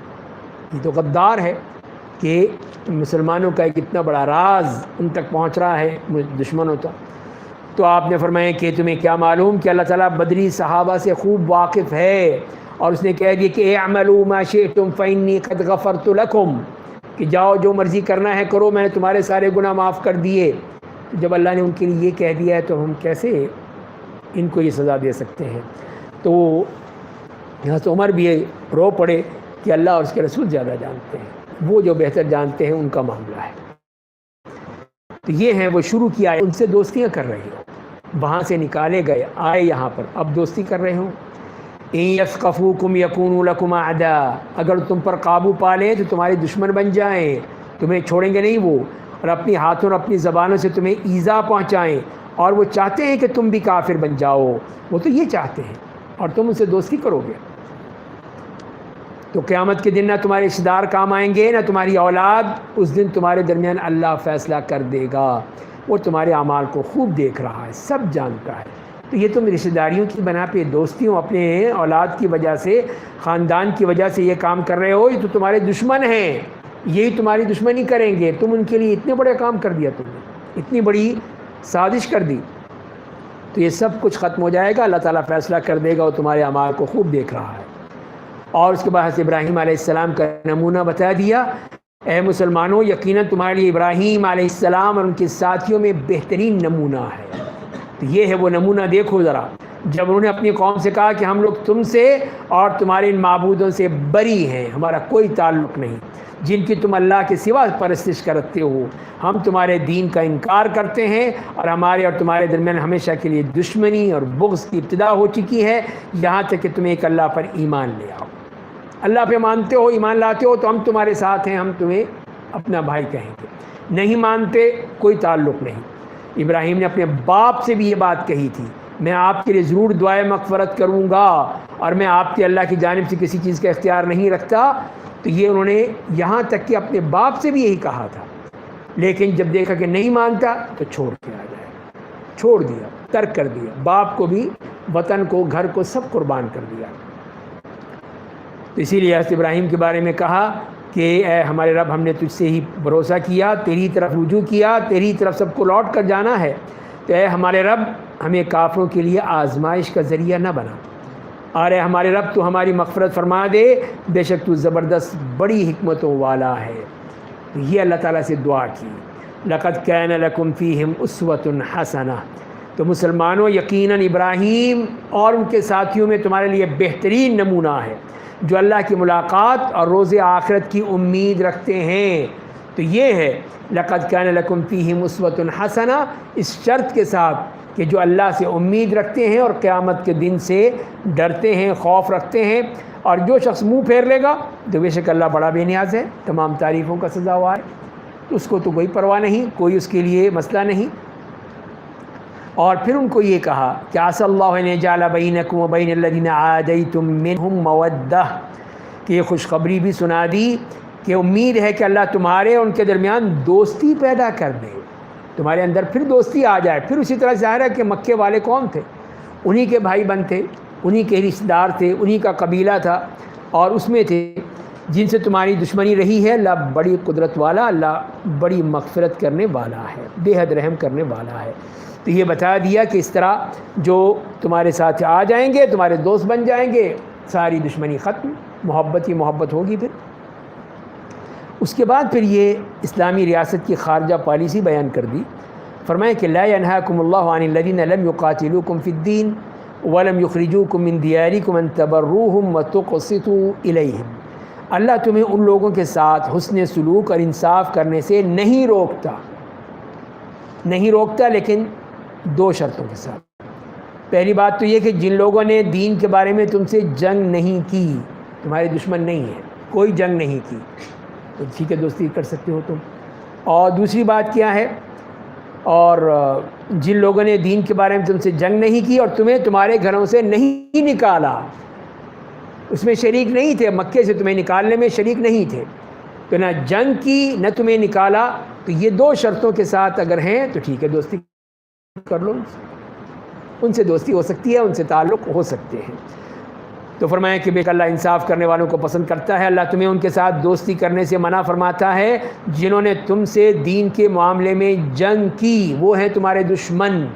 جنہوں نے جنگ کی ہے، تمہیں تمہارے گھروں سے نکالا ہے، تمہیں تمہارے شہر سے بدر کرنے میں تمہاری دشمنوں کی مدد کی ہے، ان کے تو یہ جرائم ہیں.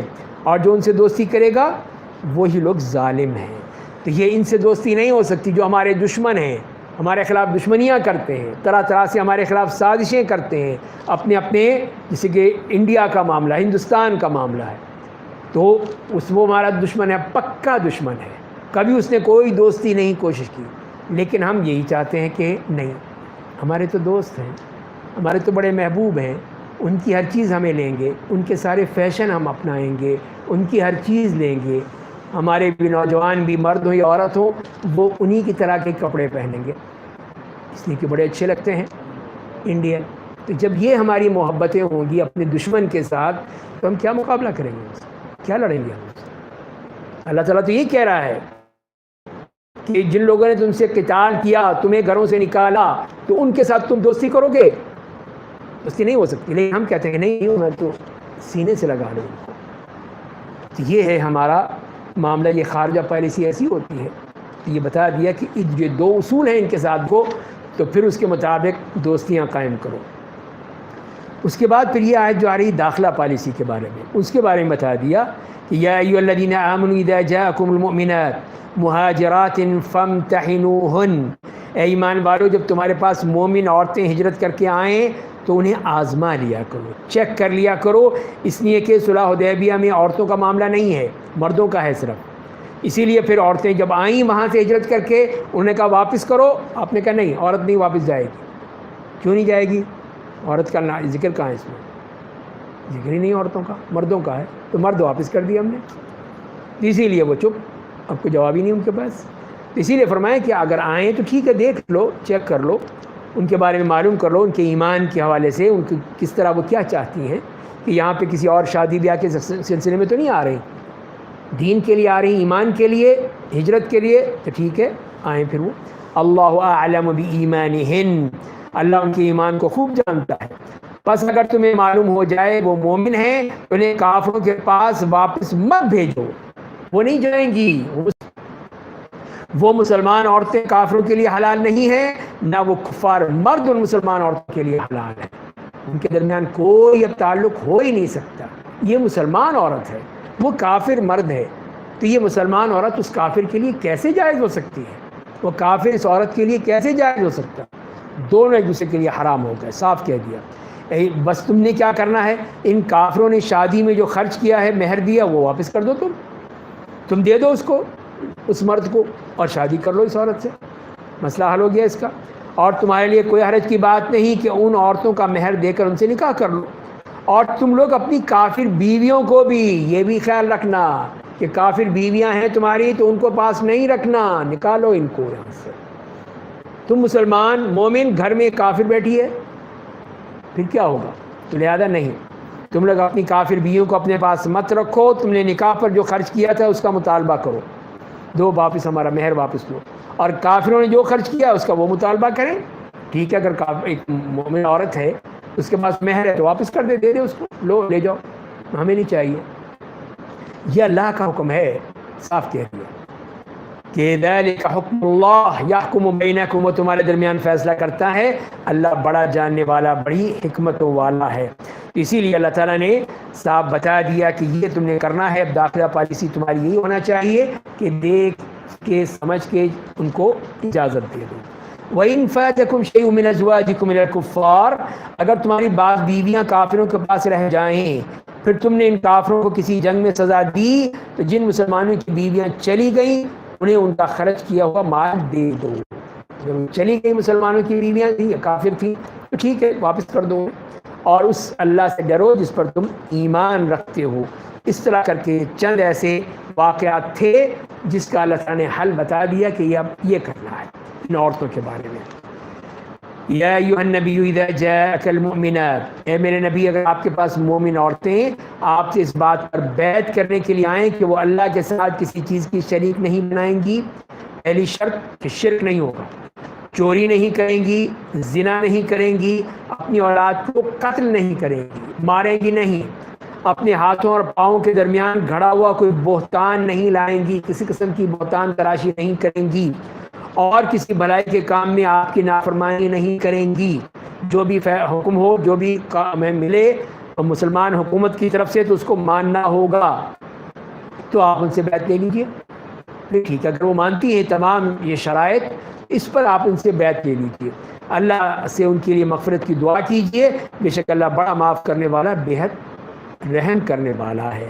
تو یہ اس طرح ان خواتین سے کہ انہوں نے بیعت کی, تو بیعت کے وقت کرتے ہوئے کہا کہ اللہ کے رسول کیا آپ ہم سے مصافحہ نہیں کریں گے؟ مردوں سے تو کرتے ہیں آپ, مصافحہ کر کے ان سے بیعت کرتے ہیں, ہم سے بھی کر لیں, بڑے شرف مل جائے گا. آپ نے کہا کہ نہیں, میں عورتوں سے مصافحہ نہیں کرتا. اسی لیے پھر آپ نے منع کر دیا, ان سے مصافحہ نہیں کیا, بس ان سے زبانی ہی یہ بیعت لے لی, انہوں نے بیعت مان لی, بس کافی ہو گیا. یا ایھا الذین آمنوا لا تتولوا قوما غضب اللہ علیہم, اے ایمان والو اس قوم سے دوستی مت کرو جس سے اللہ ناراض ہے. تو ناراضگی جس پر ہے وہ یہودی ہیں. وہ لوگ آخرت کی آمد سے اس طرح نا امید ہیں جس طرح اہل کفر قبر میں مدفون مردوں کے زندہ ہونے سے نا امید ہیں. وہ یہ سمجھتے ہیں کہ یہ زندہ نہیں ہوں گے.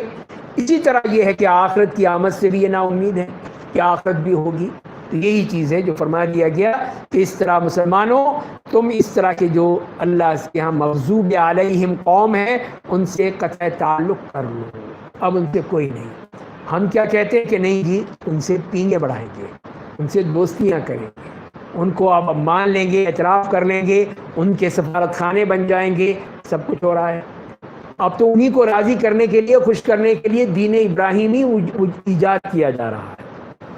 ایک دین ابراہیمی ایجاد کیا جا رہا ہے جو کہ UAE میں اس کی انہوں نے بنیاد ڈال دی ہے کہ ایسا پھر وہ ہو کہ جہاں پہ ایک مسجد بھی ہو, ایک سیناگوگ بھی ہو, ایک وہاں پہ وہ چرچ بھی ہو, سب مل کر جو ہے اللہ کو یاد کریں. سب ابراہیم کے ہی تو ہیں, سب انہی کے جو ماننے والے ہیں. تو دین ابراہیم ہی آنا چاہیے. یہ ہے. اور پھر یہی جو ہمارے پچھلے وہ جو تھے ایک صاحب, تو ان کا بھی یہ تھا کہ ان کے جو جتنے بھی دو انہوں نے بنائے تھے ایسے ادارے, کہ ان کے اندر اسی قسم کے لوگ اور اسی ذہن کے لوگ تھے. ایک یہی رحمت اللہ علیہ اتھارٹی جس میں نہ کوئی سیرت کا کوئی ماہر تھا, نہ قرآن کا, نہ حدیث کا, سارے وہ اس قسم کے دماغ تھے. حسین نصر ہو یا کوئی اور ہو, کوئی امریکہ میں, کوئی یورپ میں, کوئی کہیں بیٹھا ہوا ہے, ان کو اس کا ممبر بنایا گیا.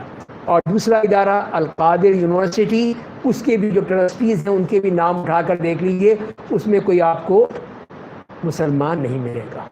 نام کا تو ہو سکتا ہے لیکن کام کا کوئی مسلمان نہیں ملے گا. سارے اسی طرح کے ملیں گے جو کہ دین ابراہیمی چاہتے ہیں وہ مان لیں بس. کوئی یہ نہ کہے کہ اب یہ دین محمدی جو ہے وہ باقی رہے گا اور باقی ختم ہو گیا ہے کوئی نہیں آئے گا، یہ بھی کوئی نہ کہے، اس لیے کہ خاتم النبیین کسی تو منہ سے ہی نہیں نکلتا. اسی لیے یہ کتنے خطرناک عزائم تھے جو اللہ نے بچا لیا. تو اسی لیے ہمیں کہا گیا کہ ان یہودیوں سے دوستی مت کرو، یہ تمہارے بڑے خطرناک ہیں. سورہ صف ہے مدنی سورت جس میں 14 آیات ہیں، اور اس میں بھی مرکزی مضمون یہ ہے کہ کونوا انصار اللہ، اللہ کے مددگار بن جاؤ. تو سچے ایمان کے ساتھ مال اور جان سے جہاد کرو گے تو دنیا پر غالب آ جاؤ گے، پوری دنیا پہ تمہارا غلبہ ہوگا، تمہارا حکم چلے گا. بسم اللہ الرحمن الرحیم. سبح للہ ما فی السماوات وما فی الارض وهو العزیز الحکیم. آسمان اور زمین میں جتنی چیزیں ہیں سب اللہ کی تسبیح بیان کرتی ہیں، وہ زبردست بڑی حکمتوں والا ہے. اور فرمایا کہ اے ایمان والو تم ایسی بات کیوں کہتے ہو جس پر تم خود عمل نہیں کرتے ہو. یہ بات اللہ کو بہت ہی زیادہ ناپسند ہے کہ تم وہ بات کہو جس پر تم خود عمل نہیں کرتے. تو یہ کتنی بڑی تمہاری دوگلی پالیسی ہے کہ کہتے کچھ ہو کرتے کچھ ہو تم. یہ اللہ کو پسند نہیں ہے. لما تقولون ما لا تفعلون، کہ تم وہ بات کہتے ہی کیوں ہو جو تم کرتے نہیں ہو. تو یہی مسلمانوں کا یہی طریقہ ہے اب کہ وہ بات تب کریں گے بس زبان سے ہوگی، کرنا کچھ نہیں ہے. تو اللہ کے ہاں پھر ان کا کیا مقام ہوگا وہ آپ دیکھ سکتے ہیں اسی آیت کی روشنی میں. ان اللہ یحب الذین یقاتلون فی سبیلہ صفا کأنہم بنیان مرصوص. یہاں پہ مسلمانوں کو حکم دیا گیا کہ وہ یہودیوں کی طرح رسول اللہ صلی اللہ علیہ وسلم کے ساتھ جہاد کی انکار نہ کریں، بلکہ یہ دیکھیں کہ ان اللہ یحب الذین یقاتلون، اللہ تعالیٰ ان سے محبت کرتا ہے. تو یہ اللہ کی محبت نہیں چاہتے.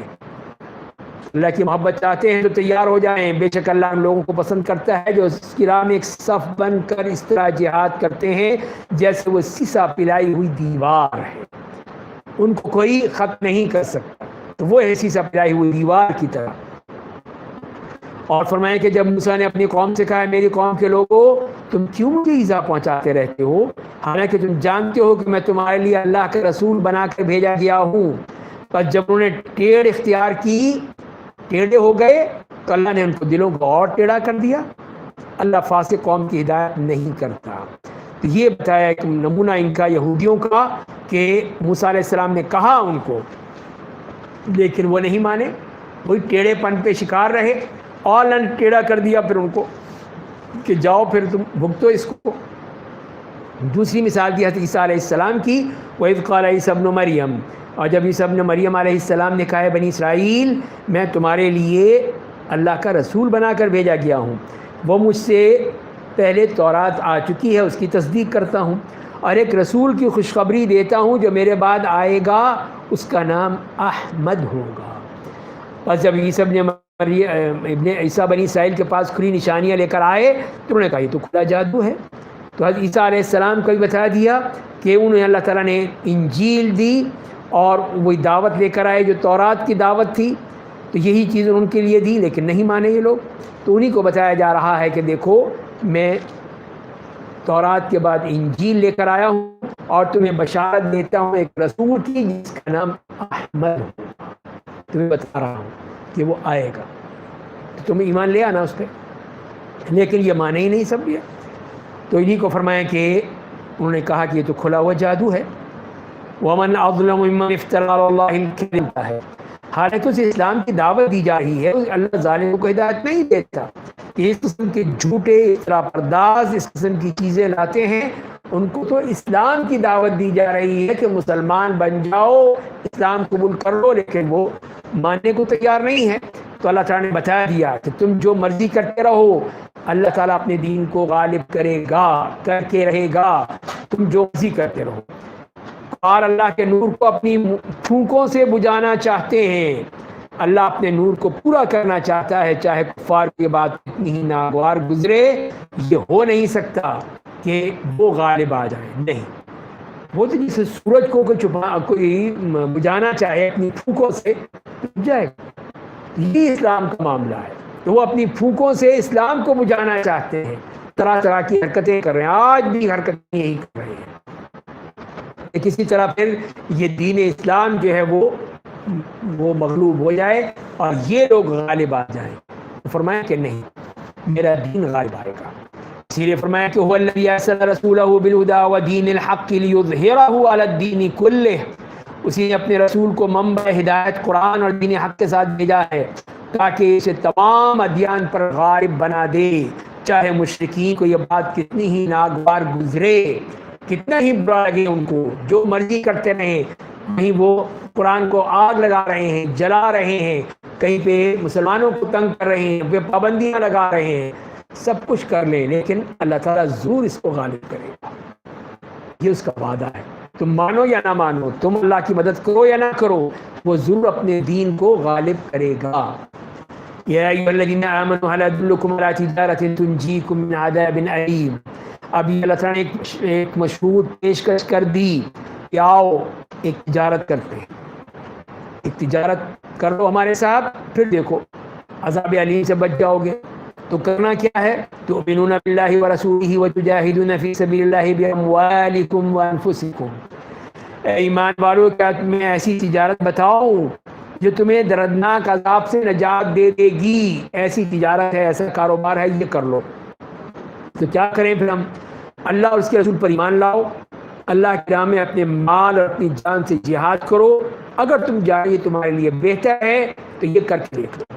اللہ سے یہ معاہدہ کر لو کہ ہم نے اب ایمان لانا ہے اور اللہ کی راہ میں اپنے مال اور اپنی جان کے ذریعے سے جہاد کرنا ہے. یہ ہے، پھر دیکھو تو کیا ہوگا، وہ تمہارے گناہوں کو معاف کر دے گا، تمہیں ایسی جنتوں میں داخل کرے گا جن کے نیچے نہریں جاری ہوں گی، اور جنات عدن کی عمدہ رہائش گاہوں میں ٹھہرائے گا. یہی عظیم کامیابی ہے، یہ ہے وہ کامیابی.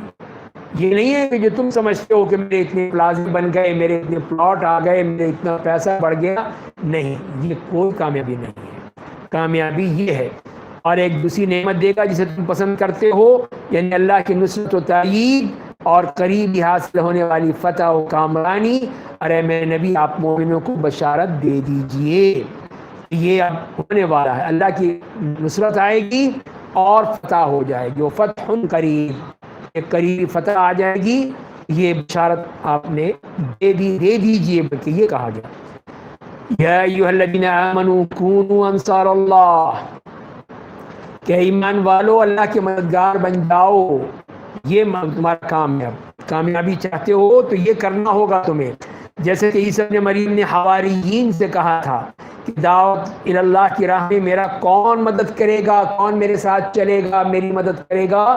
تو حواریوں نے کہا کہ ہم اللہ کے دین کی مدد کرنے والے ہیں، ہم ہیں حواری، ہم اللہ کی مدد کریں گے. بس بنی اسرائیل کی ایک جماعت ایمان لے آئی، دوسری جماعت کافر ہو گئی. جو ان کے ساتھ آ گئے عیسیٰ علیہ السلام کے، وہ کامیاب ہو گئے، جو ان کے خلاف ہو گئے سب مارے گئے. فَأَيَّدْنَا الَّذِينَ آمَنُوا عَلَىٰ عَدُوِّهِمْ فَأَصْبَحُوا ظَاهِرِينَ.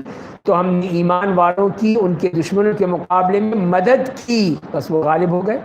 تو یہی بات کہی جا رہی ہے کہ اگر تم اللہ کی مدد کرو گے، اللہ کے رسول کی، اللہ تمہاری مدد کرے گا، جیسے حواریین کی کر دے. نہیں کرو گے، اللہ تمہاری مدد بھی نہیں کرے گا، تمہیں بھی ذلیل کرنے کے لیے چھوڑ دے گا. تو اس کی مثال دے دی. اس کے بعد اگلی صورت ہے سورہ جمعہ ہے، مدنی صورت. اس میں 11 آیات ہیں، اور اس کا مرکزی مضمون یہ ہے کہ آخری رسول محمد صلی اللہ علیہ وسلم کی بعثت کا مقصد کیا ہے؟ تزکیہ، پاکیزہ کرنا، پاکیزگی. دین و دنیا میں توازن و اعتدال کو ملحوظ رکھتے ہوئے یہودیوں کے غرور نسب اور علم سے بچ کر دین کا جو اجتماعی احکام ہیں، جیسے کہ جمعے کا حکم دیا گیا اس صورت میں، ان تمام قسم کے احکام پر عمل کرتے ہوئے اپنا تزکیہ کر لو، اپنے آپ کو پاک کر لو. یہ تزکیہ کرنا ضروری ہے تمہارا. بسم اللہ الرحمن الرحیم. یسبح للہ ما فی السماوات وما فی الارض الملک القدوس العزیز الحکیم. فرمایا کہ جتنی چیزیں آسمانوں میں ہیں، جتنی زمین میں، سب اللہ کی پاکیزگی بیان کرتی ہیں. وہ بادشاہ ہے، ہر نقص و عیب سے پاک ہے، زبردست ہے، بڑی حکمت والا ہے. اللہ کی تعریف ہو گئی، اس کی تسبیح ہو گئی، اور اس کے بعد یہ فرمایا کہ اسی نے ان پڑھ لوگوں میں، امیین میں، انہی میں سے ایک رسول بھیجا ہے، یہ محمد صلی اللہ علیہ وسلم ہیں۔ وہ کیا کرتے ہیں، ان کا مقصد کیا ہے؟ ان کا مقصد یہ ہے کہ وہ ان کو آیتیں پڑھ کر سناتے ہیں، اللہ کی آیتیں جو نازل ہوتی ہیں ان کے اوپر، قرآن کی آیتیں، وہ ان کو سناتے ہیں اور انہیں کفر و شرک کی آیشوں سے پاک کر دیتے ہیں کہ جو بھی جاہلیت کے تصورات تھے، جاہلیت کے رسم و رواج سے سب سے پاک کر دیا، سب بالکل ہی پاک صاف ان کو کر دیا ہے۔ اور تیسری بات، انہیں قرآن کی اور حکمت کی تعلیم دیتے ہیں۔ تو یہ چار ہیں مقاصد جو نبی کریم صلی اللہ علیہ وسلم کی بعثت کے مقاصد تھے، اور بے شک وہ لوگ ان کی بعثت سے پہلے تو صحیح گمراہی میں پڑے ہوئے تھے۔ تو یہ ہے کہ پھر تزکیہ جو حاصل ہوگا وہ اس طرح ہوگا کہ قرآن سے اور سنت سے۔ وآخرین منہم لما یلحقوا بہم، اللہ نے ان کے اس نبی کی ان میں سے دوسرے لوگوں کے لیے بھی بھیجا ہے جو اب تک عرب مسلمانوں سے نہیں ملے ہیں، اور وہ زبردست بڑی حکمتوں والا ہے۔ فرمایا کہ یہ پیغمبر یا دین اسلام اللہ کا فضل ہے، یہ سب اللہ کا فضل ہے، وہ جسے چاہتا ہے یہ نعمت دیتا ہے، اللہ عظیم فضل والا ہے۔ اور پھر یہودیوں کی جو غرور ہے اپنے علم پر، اپنے نسب پر، اور آخرت کی بے خوفی، اس پہ سخت تنقید کی گئی ہے، اور انہیں بتا دیا ہے کہ تمہارا مقام کیا ہے، تم تو گدھے سے بھی بدتر ہو، ان کو کھوتا بنا دیا۔ تو یہی فرمایا کہ ان لوگوں کی مثال جنہیں تورات پر عمل کرنے کا حکم دیا گیا ہے، پھر انہوں نے اس پر عمل نہیں کیا، اس گدھے کی ہیں جو کتابوں کا بوجھ اٹھائے پھرتا ہے۔ ان کو بڑا اپنا مان ہے کہ ہمارے پاس یہ کتابیں ہیں، بڑے بڑے علماء ہیں، ہم یہ ہیں، ہم وہ ہیں، حالانکہ فرمایا کہ تم گدھے کی طرح ہو بس۔ اس کی پیٹھ پر اگر کتابیں لاد دیں ساری تو وہ علامہ نہیں بن جاتا، وہ گدھا ہی رہے گا۔ تو تم بھی گدھے ہی ہو، چاہے تم کتنی ہی کتابوں کا بوجھ اٹھائے ہوئے ہو، کتنی تم کہتے ہو ہم عالم ہیں، تم گدھے ہو، تمہارے پاس کچھ نہیں ہے۔ بئس مثل القوم الذین کذبوا بآیات اللہ، بڑی بری مثال ہے ان لوگوں کی جنہوں نے اللہ کی آیات کو جھٹلایا دیا۔ اللہ ظالم قوم کو راہ راست نہیں دکھاتا، ان کو یہ راہ نہیں ملتی، اس لیے کہ وہ ماننے کو تیار نہیں ہے۔ قل یا ایھا الذین ھادوا ان زعمتم انکم اولیاء للہ، اے میرے نبی آپ کہہ دیجئے، اے قوم یہود، اگر تمہارا خیال ہے کہ تمام لوگوں کے سوا صرف تم ہی اللہ کے دوست ہو تو ٹھیک ہے، مر جاؤ، پھر تو اپنی موت کی تمنا کرو۔ تم یہ کہتے ہو نا کہ ہم اللہ کے لاڈلے ہیں، چہیتے ہیں، اللہ کے بیٹے ہیں، اللہ تعالیٰ ہمیں جنت پہ سیدھا بھیج دے گا، یہ سب کچھ تم کہتے ہو، اور ہمیں کہتے ہو کہ نہیں اللہ کے دشمن ہیں، یہ سب جہنمی ہیں، سب جہنم میں جائیں گے، تو ٹھیک ہے پھر مر کے دکھاؤ، ذرا مرو، پھر موت کی تمنا کرو، جاؤ جہنم میں یا جنت میں، پھر جو تم کہہ رہے ہو جنت تمہاری ہے۔ تو یہ انہیں چیلنج دیا گیا، تو فرمایا کہ اپنی موت کی تمنا کرو، اگر تم اپنے دعوے میں سچے ہو تو یہ ذرا کہو کہ اللہ ہمیں موت دے، نہیں نکلے گا مجھ سے۔ تو صاف کہہ دیا اللہ تعالیٰ نے کہ اے میرے نبی آپ کہہ دیجئے، بے شک وہ موت جس سے تم راہ فرار اختیار کرتے ہو تم سے ضرور آ ملے گی، پھر تم اس کے اللہ کی طرف لوٹا دیے جاؤ گے جو غائب و حاضر تمام باتوں کا علم رکھتا ہے، پھر وہ تمہیں انعامات کی خوب خبر دے گا جو تم دنیا میں کرتے رہے تھے، پھر تمہیں پتہ چلے گا۔ ابھی تو تم کہہ رہے ہو نا کہ سب کچھ وہاں دیکھنا جاتا ہے، کہ تمہارے سارے کرتوتوں کا بدلہ وہاں مل جائے گا۔ اور پھر مسلمانوں کو ہدایت دی گئی کہ وہ ہفتے وار عبادت جو جمعے کی عبادت ہے اس کو کس طرح ادا کریں گے، اس کو ادا کریں۔ یا ایھا الذین آمنوا اذا نودی للصلاۃ من یوم الجمعہ، اے ایمان والو جمعے کے دن جب نماز کے لیے اذان دی جائے تو تم اللہ کو یاد کرنے کے لیے تیزی کے ساتھ لپکو، اٹھو، جلدی سے تیاری کرو، سوتے مت رہنا، اس سے ہمارے ساتھی سو رہے ہیں، اور خرید و فروخت چھوڑ دو، یہ لین دین بیع و شراء یہ سب کچھ چھوڑ کے آؤ، مسجد کی طرف آؤ، نماز کے لیے آؤ۔ اگر تم سمجھتے ہو ایسا کرنا تمہارے لیے زیادہ بہتر ہے، جب نماز پڑھ لی جائے تو تم لوگ زمین میں پھیل جاؤ، پھر اپنا کام کرو، پھر جاؤ کاروبار کرو، اپنی جو محنت مزدوری کرنی ہے کرو، پھر تمہیں اللہ کے فضل سے روزی تلاش میں لگ جاؤ، اور اللہ کو کثرت سے یاد کیا کرتے رہو تاکہ تم فلاح پاؤ، تمہارا یہ کام ہے۔ اور اے میرے نبی، لوگ جب کوئی تجارت کا تماشا دیکھ لیتے ہیں تو اس کی طرف دوڑ پڑتے ہیں اور آپ کو ممبر پر کھڑا چھوڑ دیتے ہیں اکیلے، آپ کھڑے رہ گئے، باقی سب بھاگ، تھوڑے سے رہ گئے صحابہ۔ اللہ نے وہی نوٹس دے رہی ہے کہ یہ کیا ہوا، سب کیوں بھاگ گئے, کیوں چلے گئے؟ میرے نبی تو کھڑے ہوئے ابھی تک خطبہ دے رہے ہیں.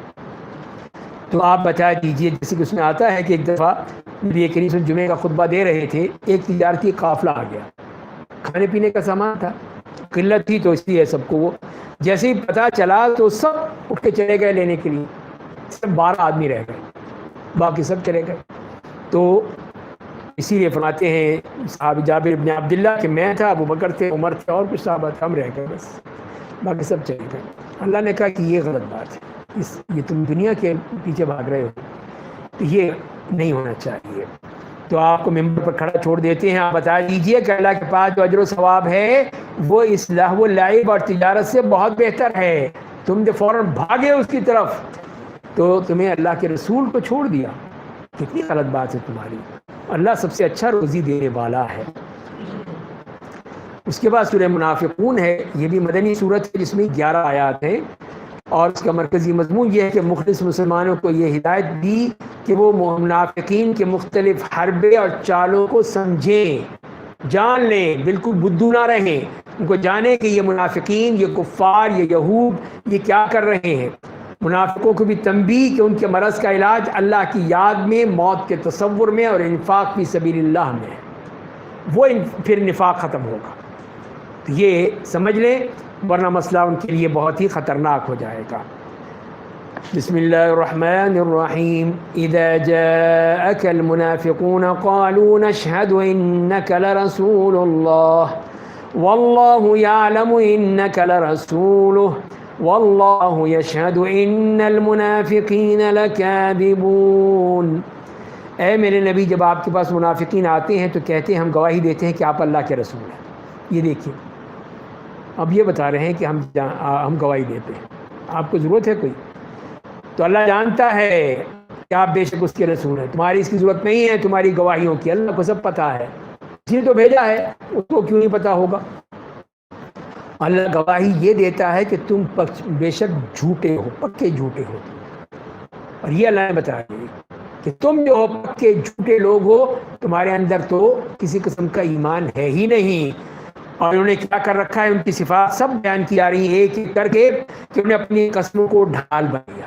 ذرا سی کوئی بات ہوئی فوراً اللہ واللہ واللہ واللہ کرنا شروع کر دیا. قسمیں کھاتے ہو, ڈھال بنا رکھی ہے, اور اپنے جرائم کرتے جاتے ہو. وہ لوگوں کو اللہ سے روکتے ہیں, ان کے کرتوت یقیناً بہت ہی برے ہیں. وہ لوگ اس لیے ایسا کرتے ہیں کہ وہ بظاہر ایمان لے آئے, ظاہر ایمان لے آئے لیکن کفر پر قائم ہے, اسی طرح کفر موجود ہے ان کے دلوں میں. تو ان کے دلوں پر مہر لگا دی گئی, اس لیے وہ بالکل نہیں سمجھتے. اب وہ سمجھنے کا وقت گزر چکا, اس لیے کہ مہر لگ گئی, ٹھپا لگ گیا, اب وہ واپس نہیں آ سکتے اسلام کی طرف. اور پھر ان کے بارے میں مزید فرمایا وَإِذَا رَأَيْتَهُمْ تُعْجِبُكَ أَجْسَامُهُمْ. اور جب آپ انہیں دیکھتے ہیں تو ان کی جسم آپ کو بہت اچھے لگتے ہیں, بڑے ہی اچھا لباس بھی اور اچھا اپنی شان و شوکت بنائے رکھتے ہیں. اور اگر وہ بات کرتے ہیں تو آپ ان کی گفتگو غور سے سنتے ہیں. ظاہر ہے کہ ایک اچھا نظر آئے گا آدمی تو اس کی بات سن جائے گی, لیکن معاملہ کیا ہے, وہ عقل و فہم اور خیر کی توفیق سے ایسے بے بہرا ہیں جیسے دیوار سے ٹیک لگائی لکڑیاں ہوں. کوئی لکڑی ہے, اس کا کوئی قیمت نہیں, کوئی اس کا معاملہ نہیں. اسی طرح یہ ہے, صرف دیکھنے کے ہی ہیں بس, باقی اندر کچھ نہیں ہے, بالکل کھوکھلے. تو فرمائیں کہ وہی لوگ حقیقی دشمن ہیں, آپ ان سے بچ کر رہیے, اللہ انہیں ہلاک کر دے. وہ کدھر بیٹھے جا رہے ہیں, یہ ہے جو ان منافقین کا معاملہ. اور جب ان سے کہا جاتا ہے کہ آؤ رسول اللہ تمہارے لیے مغفرت طلب کریں, تو اپنے سر موڑ لیتے ہیں, منہ پھیر لیتے ہیں کہ نہیں ہم نے نہیں کروانی. اور آپ انہیں دیکھتے ہیں کہ وہ تکبر کرتے ہوئے منہ پھیر لیتے ہیں. ان کے حق میں برابر ہے, آپ چاہے ان کے لیے مغفرت طلب کریں نہ کریں, اللہ انہیں ہرگز معاف نہیں کرے گا. بے شک اللہ نافرمان قوم کی راہ راست نہیں دکھاتا. تو اللہ تعالیٰ نے صاف بتا دیا, جیسے سورہ توبہ میں بھی کہا کہ 70 مرتبہ بھی کر لیں نہیں مانیں گے ہم, ان کی مغفرت نہیں ہوگی, آپ جو مرضی کہہ دیں. اسی طرح یہاں پر بھی فرمایا کہ ان کی مغفرت نہیں ہوگی. اور یہی وہ لوگ ہیں جو یہ کہتے ہیں کہ جو لوگ رسول اللہ کے پاس رہتے ہیں ان پر خرچ مت کرو, مت دیا کرو پیسے ان کو, تاکہ وہ الگ ہو جائیں. حالانکہ آسمان اور زمین کے خزانے اللہ کی ملکیت ہیں. منافق نہیں سمجھتے اس بات کو, وہی سمجھتے ہیں کہ ہمارے پیسوں پر یہ جی رہے ہیں, اس پر یہ ان کو زندگی ملی ہوئی ہے، نہیں، تو اللہ کے ہاتھ سے کھاتے ہیں، اللہ کے خزانے ہیں، وہ ان کو دیتا ہے۔ کہتے کیا ہیں یہ؟ کہتے ہیں اگر ہم مدینے واپس پہنچ گئے تو زیادہ عزت والا وہاں سے زیادہ ذلت والے کو نکال دے گا۔ حالانکہ عزت تو صرف اللہ کے لیے تھے، تو وہ کہتے تھے کہ کیا ہماری رہنمائی انسان کریں گے؟ یہ بھی نبی بن گئے، ہماری طرح کا انسان یہ نبی بن گیا، ہمیشہ یہی اعتراض تھا ان کا۔ بس انہوں نے کفر کیا، منہ پھیر لیا، اللہ نے کوئی پرواہ نہیں کی۔ اللہ بڑا بے نیاز، تمام تعریفوں کا سزاوار ہے۔ تو اللہ نے ان کو دکھا دیا کہ تمہارا حشر کیا ہونا ہے۔ زعم الذین کفروا ان لن یبعثوا، کفار یہ سمجھتے ہیں کہ وہ زندہ کر کے دوبارہ نہیں اٹھائے جائیں گے، نہیں اٹھیں گے۔ آپ کہہ دیجئے کہ ہاں میرے رب کی قسم تم ضرور اٹھائے جاؤ گے، پھر تمہارے اعمال کی ضرور تمہیں خبر دی جائے گی، اور ایسا کرنا اللہ کے لیے آسان ہے۔ اللہ کے لیے کوئی مشکل نہیں ہے تمہارے دوبارہ پیدا کرنا، وہ تو کن کہے گا، تم سب اٹھ کھڑے ہو گے، سب تیار ہو جاؤ گے۔ تو فرمایا کہ تم ایمان لاؤ اللہ پر، اس کے رسول پر، اس نور پر جسے ہم نے نازل کیا ہے۔ اللہ تمہارے اعمال سے پوری طرح باخبر ہے، اس کو سب معلوم ہے، تو ان کو ایمان کی دعوت دی ہے۔ یوم یجمعکم لیوم الجمع ذلک یوم التغابن، جس دن تم سب کو جمع ہونے کے دن جمع کرے گا، سب جمع ہو جائیں گے وہاں پر، وہی ہار جیت کا دن ہے، وہی فیصلے کا دن ہے، سب پتہ چل جائے گا کون ہار گیا کون جیت گیا۔ تو فرمائیں کہ اور جو شخص اللہ پر ایمان لائے گا، عمل صالح کرے گا، اللہ اس کے گناہوں کو معاف کر دے گا، اور اسے ایسی جنتوں میں داخل کرے گا جن کے نیچے نہریں جاری ہوں گی، ان جنتوں میں وہ ہمیشہ رہیں گے۔ یہی عظیم کامیابی ہے۔ اور جن لوگوں نے کفر کیا اور ہماری آیتوں کو جھٹلایا، وہی لوگ جہنمی ہوں گے، وہ جہنم میں ہمیشہ رہیں گے، اور بہت برا ٹھکانہ ہے۔ تو یہ بتا دیا ان کافروں کو کہ تمہارا حشر بھی یہی ہوگا۔ ما اصاب من مصیبت الا باذن اللہ، یہ بھی جان لو کہ آدمی کو کوئی مصیبت اللہ کے حکم کے بغیر نہیں آتی، جو اللہ کا حکم ہوتا ہے تبھی سب کچھ ہوتا ہے۔ اور جو شخص اللہ پر ایمان رکھتا ہے، اللہ اس کے دل کو صبر و استقامت کی راہ دکھاتا ہے، اللہ ہر چیز کا پورا علم رکھتا ہے، یہ اللہ کا علم ہے، وہ سب جانتا ہے۔ اور لوگوں تم اللہ کی اطاعت کرو، رسول کی اطاعت کرو، اور اگر تم منہ پھیر لو گے تو دیکھ لو پھر کیا ہوگا۔ تو ہمارے رسول کی ذمہ داری صرف یہ ہے کہ وہ دین اسلام کو پوری صراحت کے ساتھ پہنچا دیں، ان کا کام صرف یہی ہے کہ بلاغ المبین، پہنچانا، باقی کام ہمارا ہے، پھر ہم دیکھیں گے تمہارے ساتھ کیا کرنا ہے۔ تو اسی لیے مان لو ان کی باتیں، اطاعت کر لو ان کی، اللہ کے سوا کوئی معبود نہیں، اور مومنوں کو صرف اللہ پر بھروسہ کرنا چاہیے۔ اب ان کو بتا دیا انہی مسلمانوں کو، دیکھو تمہارے دشمن کون ہیں، اے ایمان والو، بے شک تمہاری بیویاں، تمہاری اولاد تمہارے دشمن ہیں، یہ ہے تمہارے سب سے بڑے دشمن، پس تم ان سے بچ کر رہو۔ اگر تم معاف کر دو گے، درگزر کر دو گے، بخش دو گے، تو بے شک اللہ معاف کرنے والا ہے، بے حد رحم کرنے والا ہے۔ تو تم بھی درگزر کر دو، لیکن ان کو بتا دو کہ دیکھو یہ باتیں مت کرو، دشمنی مت کرو اللہ کے دین سے۔ اور پھر یہ فرما دیا کہ انما اموالکم واولادکم فتنہ، اور جان لو کہ تمہاری دولت، تمہاری اولاد ایک آزمائش ہے، بہت بڑی آزمائش ہے۔ واللہ عندہ اجر عظیم، اللہ کے پاس اجر عظیم ہے۔ تم سے جہاں تک ہو سکے اللہ سے ڈرتے رہو، اور سنو اور اطاعت کرو، مانو بات کو، اپنی بھلائی کے لیے اللہ کی راہ میں خرچ کرتے رہو، اور جو شخص اپنے نفس کے بخل سے بچا لیا گیا وہی لوگ فلاح پانے والے ہیں، وہی کامیاب ہوں گے۔ تو اس سے بچ جاؤ، اس بخل سے، کنجوسی سے، بلکہ اللہ کی راہ میں خرچ کرو۔ ان تقرضوا اللہ قرضا حسنا یضاعف لکم ویغفر لکم، اگر تم اللہ کو اچھا قرض دو گے تو اسے تمہارے لیے کئی گناہ بڑھا کر دے گا۔ اللہ تعالیٰ تو سود دیتا ہے، ہمیں سود دے کر لیتا، ہم سے لیتا نہیں ہے، وہ حرام کر دیا، لیکن اللہ نے خود دیا ہے۔ تو یہ دیکھو تو کہہ تو رہے ہیں اللہ تعالیٰ کہ یضاعف لکم ویغفر لکم، تمہارے کئی گناہ بڑھا کر دے گا قرضہ وہ تمہارا۔ تم 100 روپے دو گے تو وہ تمہیں 7000 دے گا، یہ اللہ نے بڑھا دیا۔ تو یہ ہے اللہ کی طرف سے، اور تمہیں بخش بھی دے گا۔ اللہ بڑا قدرداں اور بڑا بردبار ہے، غائب و حاضر کا علم رکھنے والا، زبردست بڑی حکمتوں والا ہے۔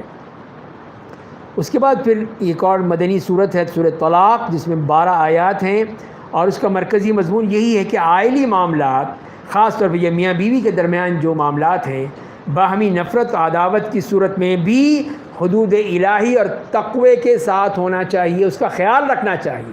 حالانکہ نفرت ہے، طلاق کی بات ہو رہی ہے، لیکن وہاں پہ بھی کہا اللہ کی حدود قائم رکھو، تقوی کا اہتمام کرو، ورنہ قوموں پر عذاب نازل ہو جاتا ہے۔ بسم اللہ الرحمن الرحیم یا ایہا النبی اذا طلقتم النساء فطلقوہن لعدتہن واحصوا العدہ۔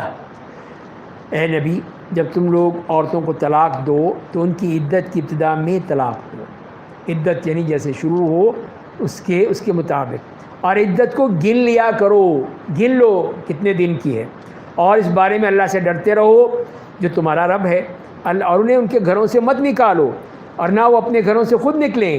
یعنی جب کہ رجعی طلاق ہے تو اس میں پھر تمہیں نکلنے کی ضرورت نہیں ہے۔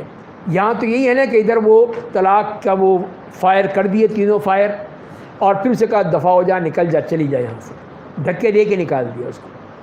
تو اللہ تعالیٰ کیا کہہ رہا ہے؟ دیکھیے کتنی ہم انہیں مخالفت کرتے ہیں، کتنی مخالفت کرتے ہیں قرآن کی، نہیں سمجھتے۔ وہ تو یہ کہہ رہا ہے کہ انہیں گھروں سے مت نکالو، تمہاری بیوی ہے، رجعی طلاق ہے، تمہاری بیوی ہے، وہ ابھی طلاق نہیں ہوئی۔ طلاق تو جب ہوگی جب عدت پوری ہو جائے گی، وہ فائنل ہو جائے گا تب طلاق ہوگی، اس سے پہلے تم نے گھر سے نکال دیا، اس کو دھکے دے دیے۔ تو جو فرمایا نہ اپنے گھروں سے خود نکلیں نہ وہ نکالیں، مگر اس ایک حالت میں کہ وہ کسی کھلی برائی کا ارتکاب کر بیٹھیں، کوئی غلط کام کر بیٹھیں تو وہ ایک الگ بات ہے، اس لیے وہ تو ایک اخلاقی جرم ہو گیا۔ اور یہ احکام اللہ کی حدود ہیں، ان کا خیال رکھنا، اللہ نے اپنے دائرے متعین کر دیے ہیں، اس میں اس ریڈ زون میں مت جانا، اس میں کسی قسم کی تم نے خرابی نہیں کرنی، اور جو اللہ کی حدود کی تجاوز کرے گا وہ اپنے آپ پر ظلم کرے گا، مارا جائے گا۔ آپ نہیں جانتے کہ شاید اس طلاق کے بعد کوئی نئی سبیل پیدا کر دے اللہ، تو ٹھیک ہے، آرام سے کرو، بات چیت کرو، گفت و شنید کرو، کوشش کرو، اللہ نے بتایا ہے سب کچھ، جیسے سورہ نساء میں یہ احکام بتائے گئے، تو اگر نہیں ہو سکتا تو ٹھیک ہے، اچھا اپنے بھلے طریقے سے رخصت ہو جاؤ۔ اب اللہ تعالیٰ ضرور اس کے لیے بھی، مرد کے لیے بھی، عورت کے لیے راستہ کھول دے گا اور اچھا معاملہ کر دے گا، لیکن اس شرط کے ساتھ کہ اللہ تعالیٰ کے احکام کی پیروی کرتے ہوئے۔ اور پھر فَطَلِّقُوهُنَّ لِعِدَّتِهِنَّ بھی جو فرمایا ہے، اس کا مطلب یہ ہے کہ ایسے طہر میں دی جائے جس میں وہ شوہر اپنی بیوی کے پاس نہ گیا ہو۔ تو اس کی طلاق کی پھر 3 قسمیں بتائی ہیں۔ پہلی ہے کہ وہ طلاق سنی، طلاق سنت، یعنی سنت کے مطابق ہے، یعنی آدمی اپنی بیوی کو ایسے طہر میں طلاق دے کہ جس میں اس کے ساتھ کوئی تعلق قائم نہ کیا ہو، اس کا حمل ظاہر ہو، جس کا حمل ظاہر ہو چکا ہو یا وہ ایسا معاملہ ہو، حاملہ ہو، تو اس میں وہ طلاق دیتا ہے۔ تو یہ ہے طلاق سنت، اس کے مطابق پہلے اس میں دے، اس کے بعد پھر دوسرے طہر میں دے، اور پھر تیسرے طہر میں آخری فیصلہ کر دے کہ اس نے نہیں رہنا ہے تو بات ختم ہو جائے۔ یہ ہے وہ صحیح طریقہ جو اللہ نے بتایا ہے۔ اور دوسری ہے طلاق بدعت، بدعی طلاق ہے، یعنی شوہر اپنی بیوی کو یا تو اس کی ناپاکی کی حالت میں دے، حیض کی حالت میں، یا ایسے طہر میں طلاق دے جس میں اس نے اس سے تعلق قائم کیا ہے، اس میں طلاق دیتا ہے، تو یا یہ ہے کہ اکٹھی تینوں ہی دے دیتا ہے۔ یہ سب وہ طلاق بدعی کہلاتی ہیں جو کہ سنت کے مطابق نہیں ہے۔ اور اس کے بعد تیسری قسم ہے، نہ طلاق سنت ہے نہ طلاق بدعت ہے۔ وہ کیا ہیں کہ متعلقہ نابالغ ہو، بوڑھی ہو، یا جو ابھی شوہر کے ہاں گئی نہیں، رخصتی نہیں ہوئی، تو وہ ہیں، نہ وہ بدعی ہے نہ وہ طلاق دی، بات ختم ہو گئی۔ تو جہاں تک کہ بدعی طلاق کے بارے میں ہے تو اس میں علماء کا 2 رائے ہیں۔ تو جمہور کا خیال تو یہ کہ طلاق واقع ہو جاتی ہے، اس میں ان باتوں میں، ان حالتوں میں اگر طلاق دیتا ہے وہ شخص تو پھر طلاق واقع ہو جائے گی۔ اور دوسری طرف دوسرے محدثین ہیں، امام ابن تیمیہ ہیں، ابن القیم ہیں، ان کی رائے ہے کہ وہ طلاق ہی واقع نہیں ہوتی نہیں طلاق، وہ یہ کہتے ہیں۔ تو بہرحال یہ ان کی اپنا اجتہاد ہے، جیسے وہ انہوں نے کہا ان ائمہ کرام نے۔ تو یہ اللہ تعالیٰ نے بتا دیا ہے کہ تم نے اس طرح طلاق دینی ہے تو تم انہیں نیک نیتی کے ساتھ روک لو، یعنی چاہتے ہو رکھنا، رجوع کر لو پھر ان سے، ٹھیک ہے، رجعی طلاق دی تھی، یا انہیں خوش اسلوبی کے ساتھ جدا کر دو، ٹھیک ہے، نہیں رکھنا چاہتے جاؤ پھر۔ اور تم اپنے لوگوں میں سے 2 لائق اعتبار آدمی کو گواہ بنا لو، اس رجوع پہ، رجعت کرنے پر 2 گواہ لے آؤ، کہ وہ گواہی دیں کہ ہاں اس نے اپنی بیوی سے رجوع کر لیا ہے، زبانی طور پر کہہ دیا ہے۔ اور جو اللہ اور یوم آخر پہ ایمان رکھتا ہے، جس سے اللہ سے ڈرتا ہے، اللہ اس کے لیے راستہ پیدا کر دیتا ہے۔ اللہ کا خوف ہے تو اس کے لیے راستہ کھل جائے گا، اور اسے ایسی جگہ سے روزی پہنچاتا ہے جہاں اس کو گمان بھی نہیں ہوتا۔ اور جو اللہ پر بھروسہ کرتا ہے وہ اس کے کافی ہو جاتا ہے۔ بے شک اللہ اپنا کام پورا کر کے رہتا ہے۔ اللہ نے ہر چیز کا ایک اندازہ مقرر کر دیا ہے، اس اندازے کے مطابق اللہ تعالیٰ دیتا ہے۔ واللائی یئسن من المحیض، اور تمہاری عورتوں میں سے جو حیض سے نا امید ہو چکی ہیں، اگر تم ان کی عدت کے بارے میں شبہ میں پڑ جاؤ تو ان کی عدت 3 ماہ ہے، 3 مہینے وہ عدت گزاریں گی اور بات ختم ہو جائے گی۔ اور وہ عورتیں بھی جنہیں ابھی حیض نہ آیا ہو، تو وہ کون ہیں؟ لیکن نابالغ ہیں، تو لیکن نابالغ سے شادی ہو سکتی ہے۔ تو یہی بتا دیا کہ جب اس کو طلاق ہو سکتی ہے تو شادی بھی تو ہو سکتی ہے۔ تو یہاں پہ بھی ایسے لال بجکڑ موجود ہے، یہی کہتے ہیں کہ یہ ایسی لڑکی سے شادی کرنا، ظاہر ہے کہ وہ بچپن میں ہے، چھوٹی ہے، بہت بڑا ظلم ہے، بہت بڑی زیادتی ہے، یہ نہیں ہونی چاہیے، یہ ہونا چاہیے، وہ ہونا چاہیے۔ اور ایک بیوقوف آدمی نے تو کہا کہ نہیں، پارلیمنٹ میں سے ایسی باتوں کو نکال دینا چاہیے، پارلیمنٹ سے کہا۔ تو میں نے کہا پھر اس آیت کو بھی نکال دو، نکالو اس آیت کو، پھر دیکھتے ہیں تم کہاں رہتے ہو تم۔ تو یہ دیکھیے اللہ نے جو کہا ہے، اس لیے کہ تھی وہاں پہ چیز کہ وہاں پہ بچیوں سے شادی ہوتی۔ خود رسول اللہ نے عائشہ سے شادی کی، 6 سال کی عمر میں نکاح ہوا، 9 سال کی عمر میں رخصتی ہوئی۔ تو یہ تھا کہ ان کے یہ معروف تھا۔ اگر یہ چیز کوئی نئی ہوتی، نہ ہوتی، تو پھر وہ کفار آ کے پہلے دن نہ آپ کو پروپیگنڈا کرتے، آپ کے دیکھو ایک بچی سے شادی کر لی، یہ کر لیا، وہ کر لیا، اور وہ آپ کو بدنام کرتے، اس لیے کہ یہ موجود تھا۔ یہ سب عربوں میں موجود تھی، یہ چیز ان کا رواج تھا، اسی لیے پھر اس میں کوئی کسی قسم کا کوئی اعتراض نہیں ہوا۔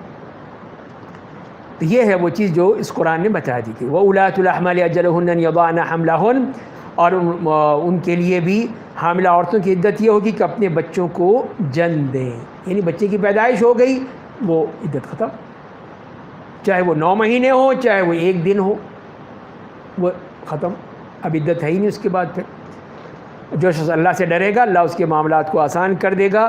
یہ اللہ کا حکم ہے جو اس نے تمہارے اوپر نازل کیا ہے۔ جو شخص اللہ سے ڈرتا ہے تو وہ اس کے گناہوں کو معاف کر دیتا ہے اور اسے بڑا اجر دیتا ہے۔ بار بار وہ تقویٰ کی بات ہو رہی ہے کہ اللہ کا خوف رکھو گے تو تمہارے لیے آسانی ہو جائے گی۔ اسکنوہن من حیث سکنتم، مسلمانوں تو مطلقہ عورتوں کو وہیں ٹھہراؤ جہاں تم اپنی مقدور کے مطابق خود ٹھہرتے ہو، وہی 2 مقام مرتبہ تاکہ وہ ٹھہر سکیں، اور تم انہیں تکلیف مت دو تاکہ ان کا جینا دو بھر کر دو۔ اگر وہ حاملہ ہوں تو ان کا خرچ دو یہاں تک کہ وہ بچے کی پیدائش ہو جائے۔ بس اگر وہ تمہارے بچوں کو دودھ پلائیں تو انہیں ان کی اجرت دو، اور دودھ پلانے کے بارے میں تم آپس میں نیک نیتی کے ساتھ مشورہ کر لو، اور اگر معاملہ طے کرنے میں تمہارے درمیان مشکل پیش آئے تو کوئی اور عورت لے آؤ، وہ تمہارے بچے کو دودھ پلا دے، اس کو اس کے پیسے دے دو۔ یہ بتا دیا کہ مطلقہ عورت ہے تو لیکن اس کو دودھ تو پلائے گی، بچہ ہے اس کا، تم اس کی اجرت دو اس کو جیسے دوسری کسی عورت کو دیتے ہو۔ لِيُنْفِقْ ذُو سَعَةٍ مِّن سَعَتِهِ، مناسب یہ ہے کہ صاحب مقدور اپنی مقدور کے مطابق خرچ کرے، اور جو تنگ دست ہو تو اسی میں سے جو خرچ کرے جو سے اللہ نے اسے دیا ہے۔ اللہ کسی کو تکلیف نہیں دیتا مگر اسی کے مطابق جو اس نے اسے دیا ہے۔ ان قریب اللہ تنگی کے بعد آسانی کر دے گا۔ تو یہ اللہ تعالیٰ کی طرف سے آ گئی کہ دیکھ لو، کسی پہ زیادتی نہیں، کسی پہ کوئی ظلم نہیں، جتنا دے سکتا ہے دے دے۔ اور بہت سی بستیوں والوں نے اپنے رب اور اس کے رسولوں کے حکم کی نافرمانی کی تو ہم نے بڑا سخت محاسبہ کیا اور انہیں بہت برے عذاب میں مبتلا کیا، اور انہوں نے اپنی بدعملی کی سزا چکھ لی، ان کی بدعملی کا انجام سراسر خسارہ ہے۔ اللہ نے ان کے لیے قیامت میں شدید عذاب تیار کر رکھا ہے۔ پس اے عقل والو مومنو، اللہ سے ڈرو، اللہ نے تمہارے نازل کیا ہے، یہ ہے ہوگا۔ رسول یتلو علیہم آیات اللہ مبینات، ایک رسول بھیجا ہے جو تمہارے سامنے اللہ کی کھلی آیتوں کی تلاوت کرتے ہیں، تاکہ ان لوگوں کو جو ایمان لائے، انہوں نے عمل صالح کیا، ظلمتوں سے نکال کر روشنی تک پہنچا دیں، اور جو اللہ پر ایمان لائے گا، عمل صالح کرے گا، وہ اسے ایسی جنتوں میں داخل کرے گا جن کے نیچے نہریں جاری ہوں گی، ان جنتوں میں وہ ہمیشہ رہیں گے، اللہ انہیں اچھی روزی دے دی ہے۔ یہ اللہ نے ان کے لیے خوشخبریاں دے دی، یہ اللہ کے نیک بندے۔ وہ اللہ ہے جس نے 7 آسمان پیدا کیے اور انہی کے مانند زمینیں بھی، جس طرح آسمان ساتھ ہیں زمینیں بھی ساتھ ہیں، ان آسمانوں اور زمینوں کے درمیان اللہ کا حکم اترتا ہے تاکہ تم جان لو کہ اللہ ہر چیز پر قادر ہے، اور یہ کہ بے شک اللہ اپنے علم کے ذریعے سے ہر چیز کو گھیرے ہوئے ہے، ہر چیز اسی کے گھیرے میں ہے، اس کے احاطے میں ہے، کوئی چیز اس کے علم سے باہر نہیں ہے۔ تو یہاں یہ سورہ ختم ہوتی ہے، سورہ طلاق، اس کے بعد سورہ تحریم ہے، مدنی سورت، یا اذان کے بعد انشاءاللہ ہم اس پہ بات کریں گے۔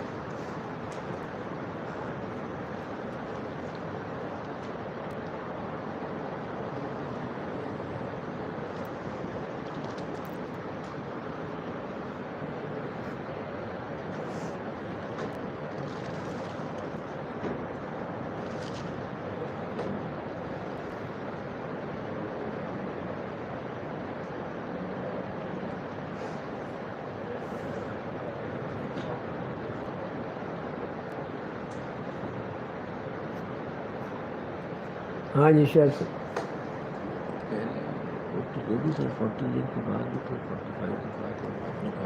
کیا چیز سمجھا نہیں، کیا کہہ رہے ہیں؟ یہ جو آیت ہے جس کا آپ نے ترجمہ کیا ہے کہ جنہیں نہ ہے، مطلب ہاں ہاں وہ تو وہ بھی ہو سکتے ہیں کہ بڑی عمر کی پروٹین وہ پہلے آ چکا ہے نا، نہیں، وہ بھی آ چکا ہے، دیکھیے واللائی یئسن، یہ وہ ہے، ان کو پہلے بیان کیا، وہ الگ ہے، یہ الگ ہے۔ اور دوسرا یہ والا جو ادوب کا کیا اس میں یہ جو کیا چیز؟ تغابن ہے کہ جو آپ کے دشمن ہے کہ اس سے کیا مراد ہے جو عام اس میں ہم بات کریں، مطلب یہ تو کفار کے لیے تو تھا ہی صحیح، جی ہاں، لیکن عام جیسے ہم یہ جنرلائز کرنا آج کے دن وہ کیسے ہو؟ تو وہی شرطیں بتا دیں نا سورہ ممتحنہ میں، ان شرطوں کی روشنی میں بس وہ ہے۔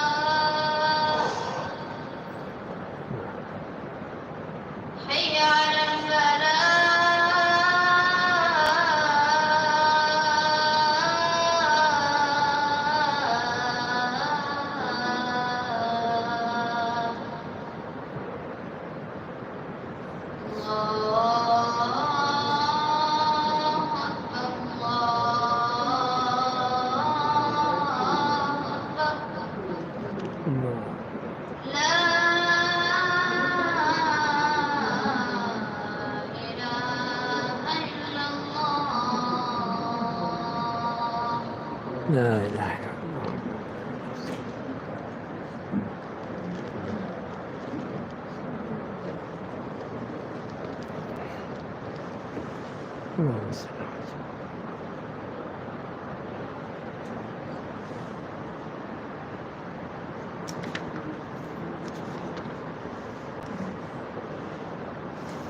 اس کے بعد یہ صورت آتی ہے سورۃ تحریم، جو اس پارے کی آخری صورت ہے، اور یہ بھی مدنی صورت ہے، اس میں 12 آیات ہیں، اور اس میں جو مرکزی مضمون ہے، جیسے کہ سورۃ طلاق میں ہم نے پڑھا کہ نفرت کے جب حالات ہوں اس میں بھی حدود اللہ ہونی چاہیے، یہاں اس کے برعکس بتایا ہے کہ میاں بیوی کے درمیان اگر محبت و اعتماد کی صورت میں بھی حدود الہی کی پاسداری لازمی ہے، خاندان کا ادارہ جو ہے وہ بھی تقویٰ کی بنیاد پر ہی مستحکم ہو سکتا ہے. کہ تقویٰ ہوگا، اللہ کا خوف ہوگا، اللہ تعالیٰ اور سب اپنے حقوق ادا کریں گے تو یقیناً پھر وہ محبت بڑھے گی. تو اسی لیے پھر شروع میں ہی بتا دیا کہ بیوی سے شدید محبت کی صورت میں بھی حدود اللہ کا لحاظ رکھنا ضروری ہے. بسم اللہ الرحمن الرحیم. یا ایہا النبی لم تحرم ما احل اللہ لک تبتغی مرضات ازواجک واللہ غفور رحیم. اے نبی، آپ اس چیز کو کیوں حرام بناتے ہیں جسے اللہ نے آپ کے لیے حلال کیا ہے؟ آپ اپنی بیویوں کی خوشنودی چاہتے ہیں. اللہ بڑا معاف کرنے والا نہایت مہربان ہے. تو یہ کئی واقعات آئے ہیں اس طرح کے جس میں اس بیان کیے گئے ہیں. ایک وہی ہے کہ آپ زینب بنت جحش رضی اللہ تعالی عنہ ان کے پاس دیر تک رہتے تھے اور وہ آپ کے لیے شہد پیش کرتی تھیں. تو دو خواتین عائشہ حفصہ رضی اللہ تعالیٰ عنہما نے آپس میں طے کیا کہ ہم دونوں میں سے جس کے پاس بھی رسول اللہ آئے تو ہم یہ کہیں گے کہ آپ کے منہ سے مغافیر کی بو آ رہی ہے. مغافیر وہ ہوتا ہے کہ ایک قسم کا جو خاص قسم کی مکھی ہے جو وہ پھول یا اس کے بجائے ایک گوند ہوتا ہے اس پہ بیٹھتی ہے تو اس کی بو آ جاتی ہے اس میں.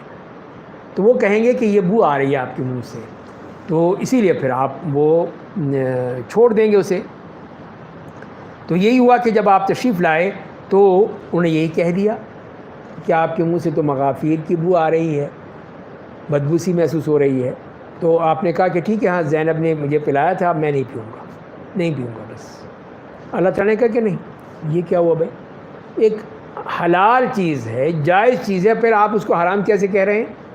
آپ کو یہ حق حاصل نہیں ہے کہ آپ حلال کو حرام، وہ صرف اللہ کا کام ہے. اللہ تعالیٰ ہی حلال کو حرام کر سکتا ہے، حرام کو حلال کر سکتا ہے، لیکن اور کسی کو کوئی حق حاصل نہیں ہے. تو مومنو، اللہ نے تمہارے لیے تمہاری قسموں کا کفارہ ادا کرنے کی اجازت دے دی ہے. اللہ تمہارا آقا اور مالک ہے، وہ سب کچھ جاننے والا، بڑی حکمتوں والا ہے. اگر قسم کھائی ہے تو پھر اس کا کفارہ ادا کر دو. وَإِذَا سَرَّ النَّبِيُّ إِلَىٰ بَعْضِ أَزْوَاجِهِ حَدِيثًا، اور جب نبی نے اپنی بعض بیویوں کو ایک بات خفیہ طور پر بتا دی، انہوں نے کہہ دیا کہ ٹھیک ہے اب میں نہیں پیوں گا، تم کسی کو مت بتانا. ان کی تو خوشی ہو گئی کہ دیکھو ہماری بات چل گئی نا، ہماری سازش پوری ہو گئی، تو سب کو بتا دیا. اللہ نے کہا اچھا یہ بات ہے، تم گڑبڑ کرتی ہو. تو اسی لیے فرمایا کہ جب اس نے بیوی نے وہ بات دوسری بیویوں کو بتا دی ہے، تم کیسے اب یہ کہہ رہی ہو؟ جو ہر چیز کا جاننے والا، ہر بات کی خبر رکھنے والا ہے. اگر تم دونوں اللہ کے سامنے توبہ کر لو گی، دیکھیں ان کے لیے یہ صاف کتنی بڑی بات کہہ دی اللہ نے، بہتر ہوگا، اس لیے کہ تمہارے دل حق سے مائل ہو گئے ہیں. تم نے رسول اللہ کے بارے میں ایسی بات کر دی، یہ نہیں برداشت ہوگا. اگر تم دونوں ان کے خلاف سازش کرو گی تو بے شک اللہ، خود اللہ ان کا مولا ہے. جبریل اور نیک مومن سب ان کے مولا ہیں، اس کے بعد فرشتے ان کے مددگار ہیں. تو تم یہ کر رہی ہو، کتنی سخت ڈانٹ پڑ گئی. اور پھر فرما دیا عسیٰ ربہ ان طلقکن ان یبدلہ ازواجا خیرا منکن، اگر وہ تم کو طلاق دے دیں گے تو امید ہے کہ ان کا رب تمہارے بدلے انہیں تم سے زیادہ اچھی بیویاں دے دے گا، جو مسلمان ہوں گی، ایمان والی ہوں گی، اطاعت گزار ہوں گی، توبہ کرنے والی ہوں گی، عبادت کرنے والی ہوں گی، روزہ رکھنے والی ہوں گی، شادی شدہ اور غیر شادی شدہ بھی ہو سکتی ہیں. تو تم یہ مت سمجھنا کہ اب تم بیویاں ہو رسول کی، نہیں. تو یہ اے ایمان والو، اپنے آپ کو اور اپنے اہل عیال کو اس آگ سے بچاؤ. ان سے بچانے کا حکم دیا ہے جس کا ایندھن آدمی اور پتھر ہوں گے. اس پر ایسے فرشتے متعین ہیں جو سخت دل اور بے رحم ہیں. اللہ انہیں جو حکم دیتا ہے اس کی نافرمانی نہیں کرتے، انہیں جو حکم دیا جاتا ہے وہی کرتے ہیں. تو وہ فرشتے ہیں، وہ اللہ کے حکم کے پابند ہیں، تمہیں نہیں چھوڑیں گے اگر تم اللہ کے رسول کی نافرمانی کرو گی. یا ایھا الذین کفروا لا تعتذروا اليوم، اے کافرو آج کوئی عذر نہ پیش کرو، تم جو کچھ دنیا میں کرتے تھے آج اسی کا بدلہ دیا جائے گا، تمہاری ایک ایک چیز کا بدلہ ملے گا. اور ایمان والو، تم اپنے رب کے حضور صدق کے دل سے توبہ کرو، اللہ کے حضور توبہ کر لو. امید ہے کہ تمہارا رب تمہارے گناہ معاف کر دے گا، تمہیں ایسی جنتوں میں داخل کرے گا جن کے نیچے نہریں جاری ہوں گی. جس دن اللہ نبی کو ان کے ساتھ ایمان لانے والوں کو رسوا نہیں کرے گا، ان کا نور ان کے آگے ان کے دائیں طرف دوڑتا رہے گا. وہ لوگ کہیں گے اے ہمارے رب ہمارے لیے ہمارا نور پورا کر دے، ہمیں معاف کر دے، بے شک ہر چیز پر قادر ہے، جیسے سورہ حدید میں کہا، اسی طرح یہاں پہ بتا دیا کہ تمہارا نور تمہارے کام آئے گا، تو نور لے کر جانا یہاں سے۔ یا ایھا النبی جاہد الکفار والمنافقین، اے نبی آپ کافروں اور منافقوں کے خلاف جہاد کیجیے، ان پر سختی کیجیے، ان کا ٹھکانہ جہنم ہے، وہ بہت ہی برا ٹھکانہ ہے۔ اللہ نے کافروں کے لیے مثال دی ہے نوح کی بیوی کی اور لوط کی بیوی کی۔ اب عورتوں کی دیکھ لیجئے کہ یہ دیکھو، یہ ہے اصل چیز، دیکھ لو کہ قبولیت عمل کہاں قبول ہوتا ہے، کس طرح قبول ہوتا ہے، کسی نسبت سے نہیں ہوتا۔ تم سمجھو کہ تم نبی کی بیویاں ہو، تمہیں چھوڑ دے گا اللہ؟